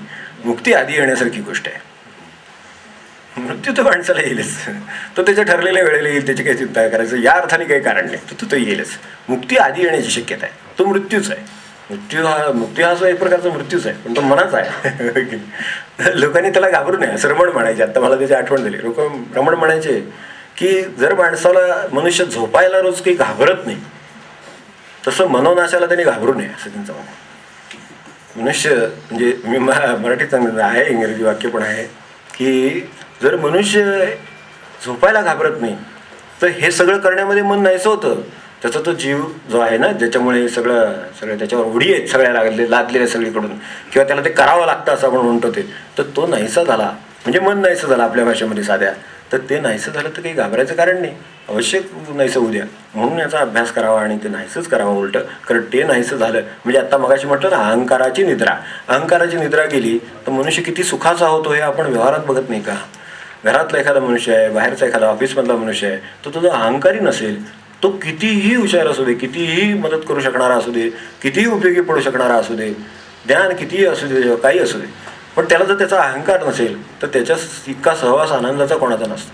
कारण उपयोग तर असतोच, पण उपयोग असलेल्या लोकांचा आनंद असतोच असं नाही. अनेक लोक उपयोगी असतात पण त्यांचा आनंद नाही होत. त्यांच्या उपयोगाबरोबर उपद्रव असतो त्यांचा. ते अहंकारच मिरवतील, तुला काय येत नाही म्हणतील, ते हे करून ठेवतील, त्या ज्ञानाचीच मनापली करतील, काय वाटेल ते करतील, त्याचा आनंद नाही. म्हणून काहीच लोकांचा उपयोग आणि आनंद एकत्र असतात, बाकीच्या लोकांचा उपयोग आणि उपद्रव एकत्र असतात. तर हा फरक लक्षात आला तर आपण कसा असावं ते लक्षात येईल. त्यातला उपद्रव काय असायचं, कशाचा असतो? तर अहंकाराचा उपद्रव असतो. दुसरा उपद्रव अशाच असेच कशाचा त्याचा. अहंकार असतो म्हणून उपद्रव आहे. उपयोगाचा तर काही त्रास नाहीच आहे, अहंकाराचा त्यातला त्रास आहे. आणि तो बाजूला ठेवायचा प्रयत्न करतो, तो वरचढपणा दाखवायचा प्रयत्न करेल, तो सगळं काय ते उपयोग करेल. म्हणून तो बाजूला करायचं ठरवलं तर आता ते स्वयंपाकघरात असू दे, नाही तर माझ्या घरात असू दे, बाहेर असू दे, नंतर ऑफिसमध्ये असू दे, कुठेही गेलं तरी माणूस तोच आहे, मन तेच आहे, प्रश्न तेच आहेत. त्यामुळं हे सर्वत्र लागू असलेली गोष्ट आहे, ती आपण समोर ठेवावी. आता त्यांचं म्हणणं असं आहे की ही, म्हणून मगाशी मुक्तीचा आपला प्रश्न चालला होता तो, की मनाचा मृत्यू आहे किंवा मन गेलेलं आहे म्हणजे अहंकार गेलेला आहे. मन तर आहेच आहे, आपल्याला भावना आहेत, सगळं आहे, आपण त्याप्रमाणे व्यवहार करणार आहे, सगळं आहे. तर त्या सगळ्याला त्याच्या आधी मुक्ती म्हणजे त्याच्या आधी त्या मनाचा अहंकाराचा मृत्यू होणं हे खरं माणसाचं ध्येय आहे. आणि पुढे जेवढा काळ राहील तेवढा राहील, तो देह त्याचं काम झालं की जाईलच, पण देह भाव नाही राहिला. म्हणजे आपल्याला माहिती होतं बाबा महाराजांचे एकदा ती मंडळी सगळी त्या बरोबरचे ती आत्याबाई, ते बापट नानासाहेब, सगळी मंडळी मिळून काशीताईने आठवणी सांगितली त्याच्यात आहे की ती सगळी मंडळी मिळून त्यांना आग्रह करून त्या काळात रामराज्य पिक्चर घाल त्याला माहिती असेल तर त्याला घेऊन गेले थिएटरला बाबा महाराजांना. तर ते घेऊन गेले, पिक्चर झाला आणि बाहेर आली मंडळी. त्या आत्याबाईने त्यांना विचारलं, 3 तास गेले. 3 तास गेल्यानंतर बाहेर आल्यानंतर थिएटरमधून त्यांना विचारलं कसं काय वाटलं रामराज्य आपला सिनेमा. कारण आता हे आता ह्याच्यातले आहेत सात्विक मार्गातले म्हणून ते रामराज्य वगैरे बघायला नाही, तर त्यांना कसं वाटलं म्हणून. बरोबर आहे, बाबा महाराज एकदम दचकून म्हणले म्हणजे आता इतका वेळ आपण थिएटरमध्ये होतो की काय. काय करावं, देवभाव असणं म्हणजे काय आणि नसणं म्हणजे काय. व्यवहार करणं तर ठीकच आहे, त्यांच्याबरोबर गेलेच होते ते थिएटरमध्ये, म्हणजे आपण इतका वेळ थिएटरमध्ये होतो की काय. म्हणजे तो मनुष्य त्यात माहीत आहे. तर असं जे समजा माणसाचं नाहीतरी अडचण सगळी अहंकाराची देहाचीच आहे, त्या देहभावाचीच आहे. तर देह आहे पण देहभाव नाही, ही मुक्ती. देह आहे आणि देहभाव नाही असं झालं तर मुक्त झाला मनुष्य. तर ते त्याला व्हावं. आणि यांचं म्हणणं काय आहे, ते आधीची तया माते जाणवणे आणते. नंतर तर देह तर जातोच, पण याच्या आधी देहभाव जाऊ शकतो. देह तर जाणारच माणसाचा, तो काय तो मृत्यू संपवणारच आहे. कोणी आडवे या नाही तर काय राजा असा नाही तर काय वाटेल ते असा, पण तो जाणारच. पण त्याच्या आधी देहभाव जाऊ शकतो आणि देहभाव गेला तर मनुष्य आनंदात राहू शकतो. ही त्याची विद्या आहे त्यांच्या दृष्टीनं. तर ती करावी. देह झोळ ऐसे मानुनी ठेले आपण पे आपणची होऊ नये जैसा मठ गगनाभरणी गगनीचे असे. हे तर नुसतंच देहझोळ मानावीच, पण त्याच्याबरोबर एक आत्ता आपण कर्मभूमी वगैरे या भाषेत बघितलं ते तर करावंच. पण त्याचं कसं करावं, तर प्रचितीच्या माझ घरी तया निश्चयाची ओरी आली म्हणून बाहेरी नभेचीसे सबाह्य ऐक्य संचले मीची होऊन असता रचिले बाहेरी भूतांची पाचही खवले निर्णताची पडली उभया उभेपणा नाही दयाचे त्या पडली. काय वर्णन असं आहे की 3-4 मुद्दे त्यातले बघितले तरी बस आहेत की प्रचितीच्या माझघरात बसावा असं त्यांचं. प्रचितीच्या माझघरी. पूर्वीची काळे ओट्या ओऱ्या घरं ज्यांची असतील जुनी वाडे त्यांना माहिती असेल की माझघर किती आत असत असेल. माझघर अगदी आतली गोष्ट आहे. तर प्रचितीच्या नुसत्या अंगणात नसावं, प्रचितीच्या ओरीवर सुद्धा नसावं, ओटीवर नसावं, प्रचितीच्या माझघरात बसावं. म्हणजे मी देह नाही, देहाचं मला काही लागू नाही, देह भावाचं लागू नाही, अहंकाराचं लागू नाही, असा नुसता साधासा अनुभव छोटासा येऊ नये. कधीतरी येतो पण माणसाला हलकं वाटतं. एखादे जसं म्हटलं इच्छा आहे म्हणून तळमळ आहे, आता जायचं आहे तिथे अमुक ठिकाणी जायचं आहे, त्याचा जर वेग मनाला आलेला असेल त्याचा, तर माणसाला जाण्याशिवाय गत्यंतर नाही. इथे तो म्हणून गुलाम आहे म्हटलं, मी इच्छेचा गुलाम आहे माणूस अक्षरशः. तसं होतं. पण निरीच्छ झाला असेल तर जायचं आहे म्हणलं तर जायचं आहे, नाही म्हणलं तर नाही. आता तो आनंदातच आहे. तेव्हा देह म्हणजे मी नाही, इच्छा म्हणजे मी नाही, अहंकार म्हणजे मी नाही. एकदा खात्री झाली की प्रचितीच्या ही एक प्रचिती म्हणजे ही फक्त अंगणातनं राऊंड मारून आलो एवढंच आहे. तो घरात आलेलं नाही, ओटीवर नाही, वसरीवर नाही, कुठे नाही आहे. इथे तर त्यांना अपेक्षित आहे माझ घरी. प्रचितीच्या माझ्या घरी त्या निश्चयाची वरी आली म्हणून बाहेरही नव्हेची. ते बाहेर काही झालं तरी माझघरात एवढं खूट सुद्धा होत नाही, ऐकू सुद्धा जात नाही. जुने वाड्यात जे राहिले असतील की आम्ही आता राहतो तो कोकणामध्ये, ते माझघरं चांगली माहिती असतील तर त्या माझघरामध्ये मनुष्य झोपायला, मनुष्य निजायला जायचा तो दुपारी पडेल जरा तर माझघरात पडायचा. तो माझघरात पडलेला असला बाहेर खाडखूड झालं तर त्याला काही त्रास होणार, त्याची निश्चिंतपणे झोप होईल असं आहे. आता कोणालाही कुठेही झोप येते ते लोक थोरच आहेत, त्यांचा प्रश्नच नाही. पण सर्वसाधारण माणसं जी असतात ना त्यांना काय होतं, त्यांना असं जरा निवांतपणा असला तर झोप लागते म्हणून ते माझघरात जाऊन झोपायचे. म्हणजे बाहेर जरी समजा कोणी आरडाओरडा केला, मुलं खेळतात, हे होतं काय दंगा होतो, बाहेर कोणी आलं गेलं तर त्याच्या आवाजाने त्यांना त्रास होत नाही, ते उठायला लागत नाही त्यांना. तसं प्रचितीच्या माझघरामध्ये एखादा देहभाव नाही या प्रचितीच्या आजघरामध्ये जर निघाला असेल तर त्याला बाहेर काय होते तर त्यांनी उलट असं वर्णन केलं, देह उभा आहे का पडला याची त्याला चिंता करायचं कारणच नाही. जसं म्हणले, ऐक्य सबाह्य संचले मीची होऊन असता रचिले, बाहेरी पाच भूतांची पाचही खवले, नेणताची पडिले, उभया उभे पण नाही जयाचे. जो उभा असताना काळजी केला नाही त्याची पडल्यावर काळजी कोण करणार. मा पडली या गहन कवण काय. जो उभा आहे देह तरी त्याचं आपण देहभाव नसल्यामुळे काळजी केलेली नाही, देहभावच नाही, त्यामुळे देहाची काळजी करायचं काय कारण नाही. काळजी घेतली बरोबर आहे पण करायचं कारण नाही. तर हे ज्यांनी केलेलं आहे त्याला तो देह उभा आहे पडला आहे, तर पडल्याची काय काळजी करायची, त्याला काय करावी. उभा असताना काळजी नाही घेतली तर त्यांनी काय करायचं कारण आहे. अशा तऱ्हेनं त्याच्याबद्दल राहावं आणि कसं जावं हे सांगितलेलं आहे. ते आपण आता शेवटी पाहिलंच. असं असावं. आता याच्यात 2 शब्द येऊन गेले, तेवढी आपली वेळ झाली आहे. फक्त मी त्यांचा उल्लेख करतो आणि आपल्या आजचा आज थांबावं लागणार असं दिसतं. तर सबाह्य ऐक्य संचलित 2 गोष्टी इथे दिल्या आहेत की कसं ऐक्य असावं, कसं प्रेम असावं, प्रचिती कशी असावी, ऐक्यता कशी असावी, भक्ती कशी असावी. तर 2 गोष्टी सांगितल्या, तेवढ्या आपण लक्षात ठेवल्या घेतल्या तरी चालतील. एक, ऐक्य कसं असावं, सबाह्य असावं आणि नित्य असावं. फार 2 अत्यंत मोलाच्या कसोट्या आहेत भक्तीमधल्या. प्रेमातल्या म्हणा, भक्तीतल्या म्हणा, काय आपल्याला त्याला कसलाही नाव द्यायचे, प्रचितीच्या म्हणा, कशाही. सबाह्य असावे. आपण नाही का म्हणत ते सबाह्य अभ्यंतरी तू एक दत्त वगैरे, ते बराबर मग पुढे ते आरती प्रसाद वगैरे असत. तू काय म्हणलं ते कोणा म्हणे काय ते सबाह्य अभ्यंतरी तू एक दत्त. आता काय असेल ते पुढचं म्हणायचं कारणच नाही त्याला खरं म्हणजे, की नाही. खरं सांगायचं तर एक ना आरतीचा अर्ध सुद्धा पुरतं खरं नाही. सबाह्य अभ्यंतरी जे बाहेर आत सर्वत्र तू एक दत्त.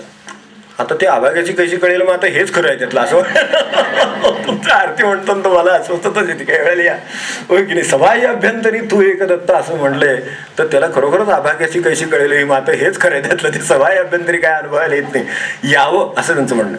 सबाह्य म्हणल्यानंतरच कळेल. बाह्यासह अंतरंगी पण आहे आणि बहिरंगी पण आहे. तर बहिरंगी पण आहेत म्हणजे गोंधळालाही जातात आणि आतून महाराजांचेही आहेत. सबाह्य अभ्यंतरी हे म्हणलं तर मार्मिक आहे, आपण विचार करा. तर नुसतेच जात नाही तर आतूनही महाराजांचे आहेत असं जर असतील तर ते सबाह्य. आणि असं फक्त पौर्णिमेला किंवा गुरुपौर्णिमेला नसतं, नित्य. ज्ञानेश्वरांच्या कसोट्या ना पदार्थ सांगत नाही. तर नित्य असं म्हणले की ऐक्याची आहे ओतली की नित्यतेच्या हृदयी घातली. असं आहे ते नित्य आहे. पौर्णिमेलाच महाराजांचं प्रेम किंवा अमुक विशिष्ट दिवसाचं प्रेम आहे असं नाही, एकादशीला पांडुरंगाचे असं नाही, कायमच आहेत त्याचे. असं ज्याचं आहे नित्य आहे, सबाह्य आहे.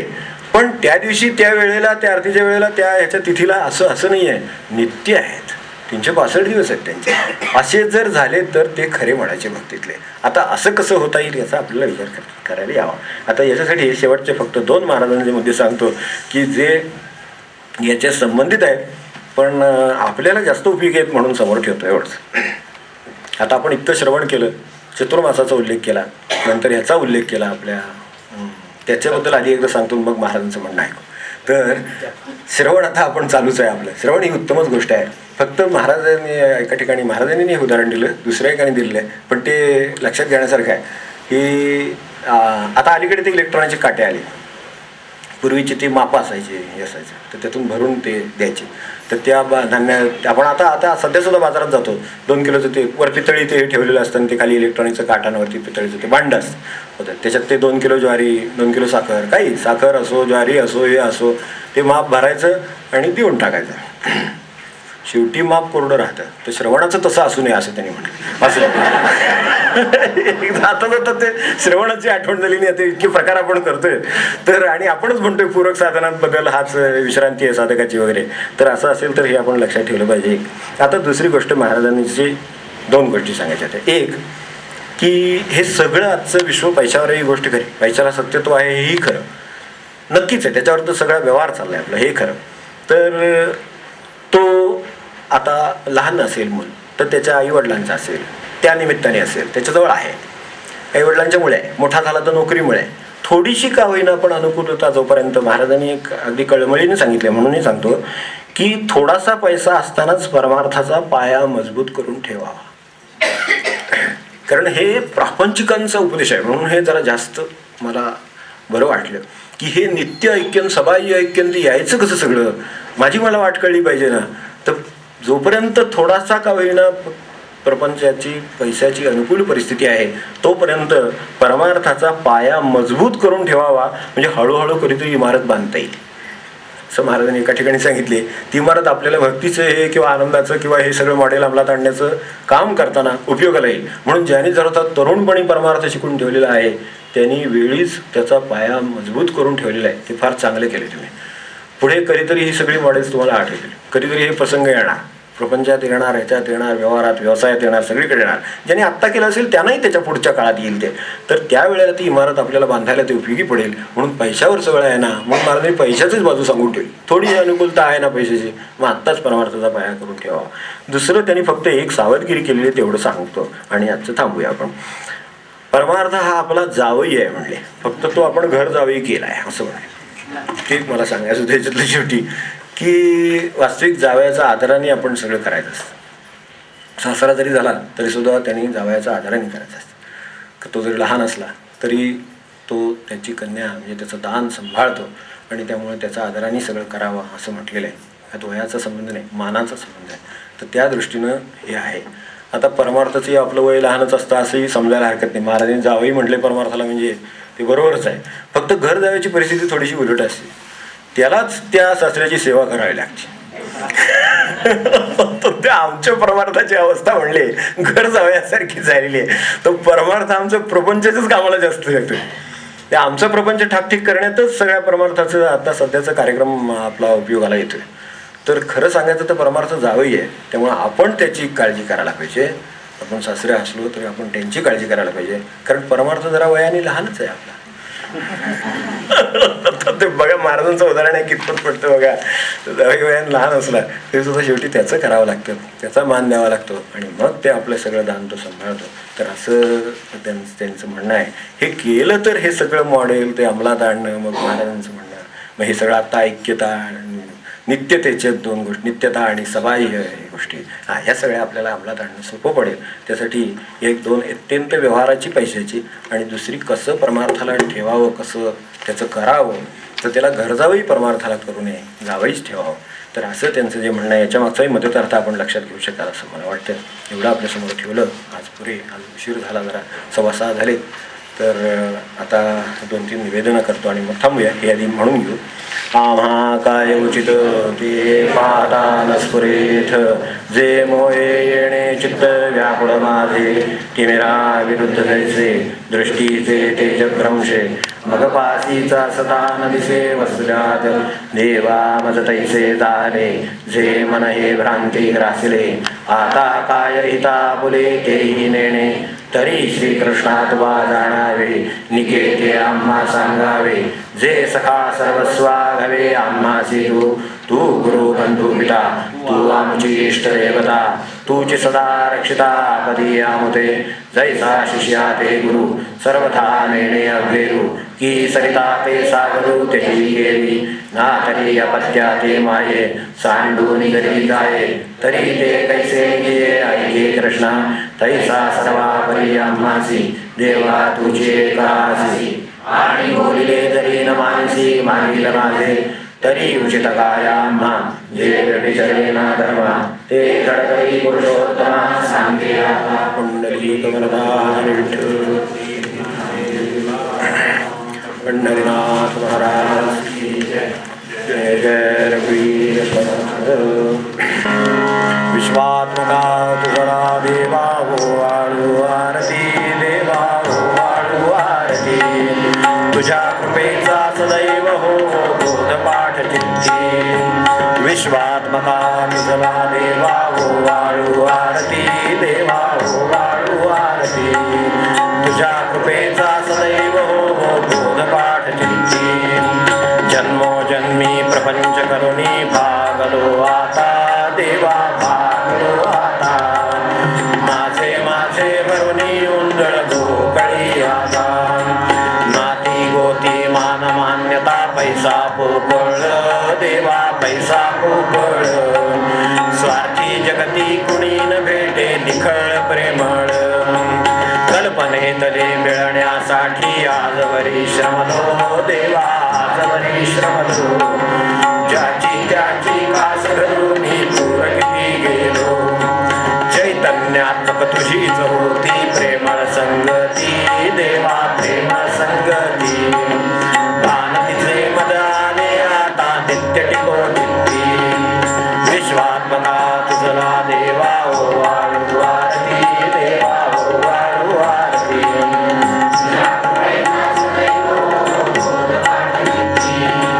निसर्गातले रूप अचेतन तसे सचेतन देवा तसे सचेतन कधी ठबकलो नाही घेण्या तुमचे दर्शन सुष्ट दुष्ट वाय भव्य वाईल पैल भासो देवा ऐल पैल भासो तुझला प्रियकण विश्वामदला कुणी कुणा त्रासो सर्वांचे हित नित्य घडावे हेतू तव ठाई देवा हेतू तव ठाई समग्रतेचे मान मला दे कृती दाखवलई तुझे तुझ्या स्तव तव इच्छेने जगेन जीवन देवा जगेन जीवन येईन जीवाना तुझे घडू दे सदैव दर्शन विश्वात्मका तुझला देवा ओ वाळू आरती देवा ओ वाळू आरती या तुझेचा सदैव हो बोध पाठ चिंती पुंडलिक वरदार विठ्ठल श्री ज्ञानदेव तुकाराम पंढरीनाथ महाराज की जय जय जय रघुवीर समर्थ श्री सच्चिदानंद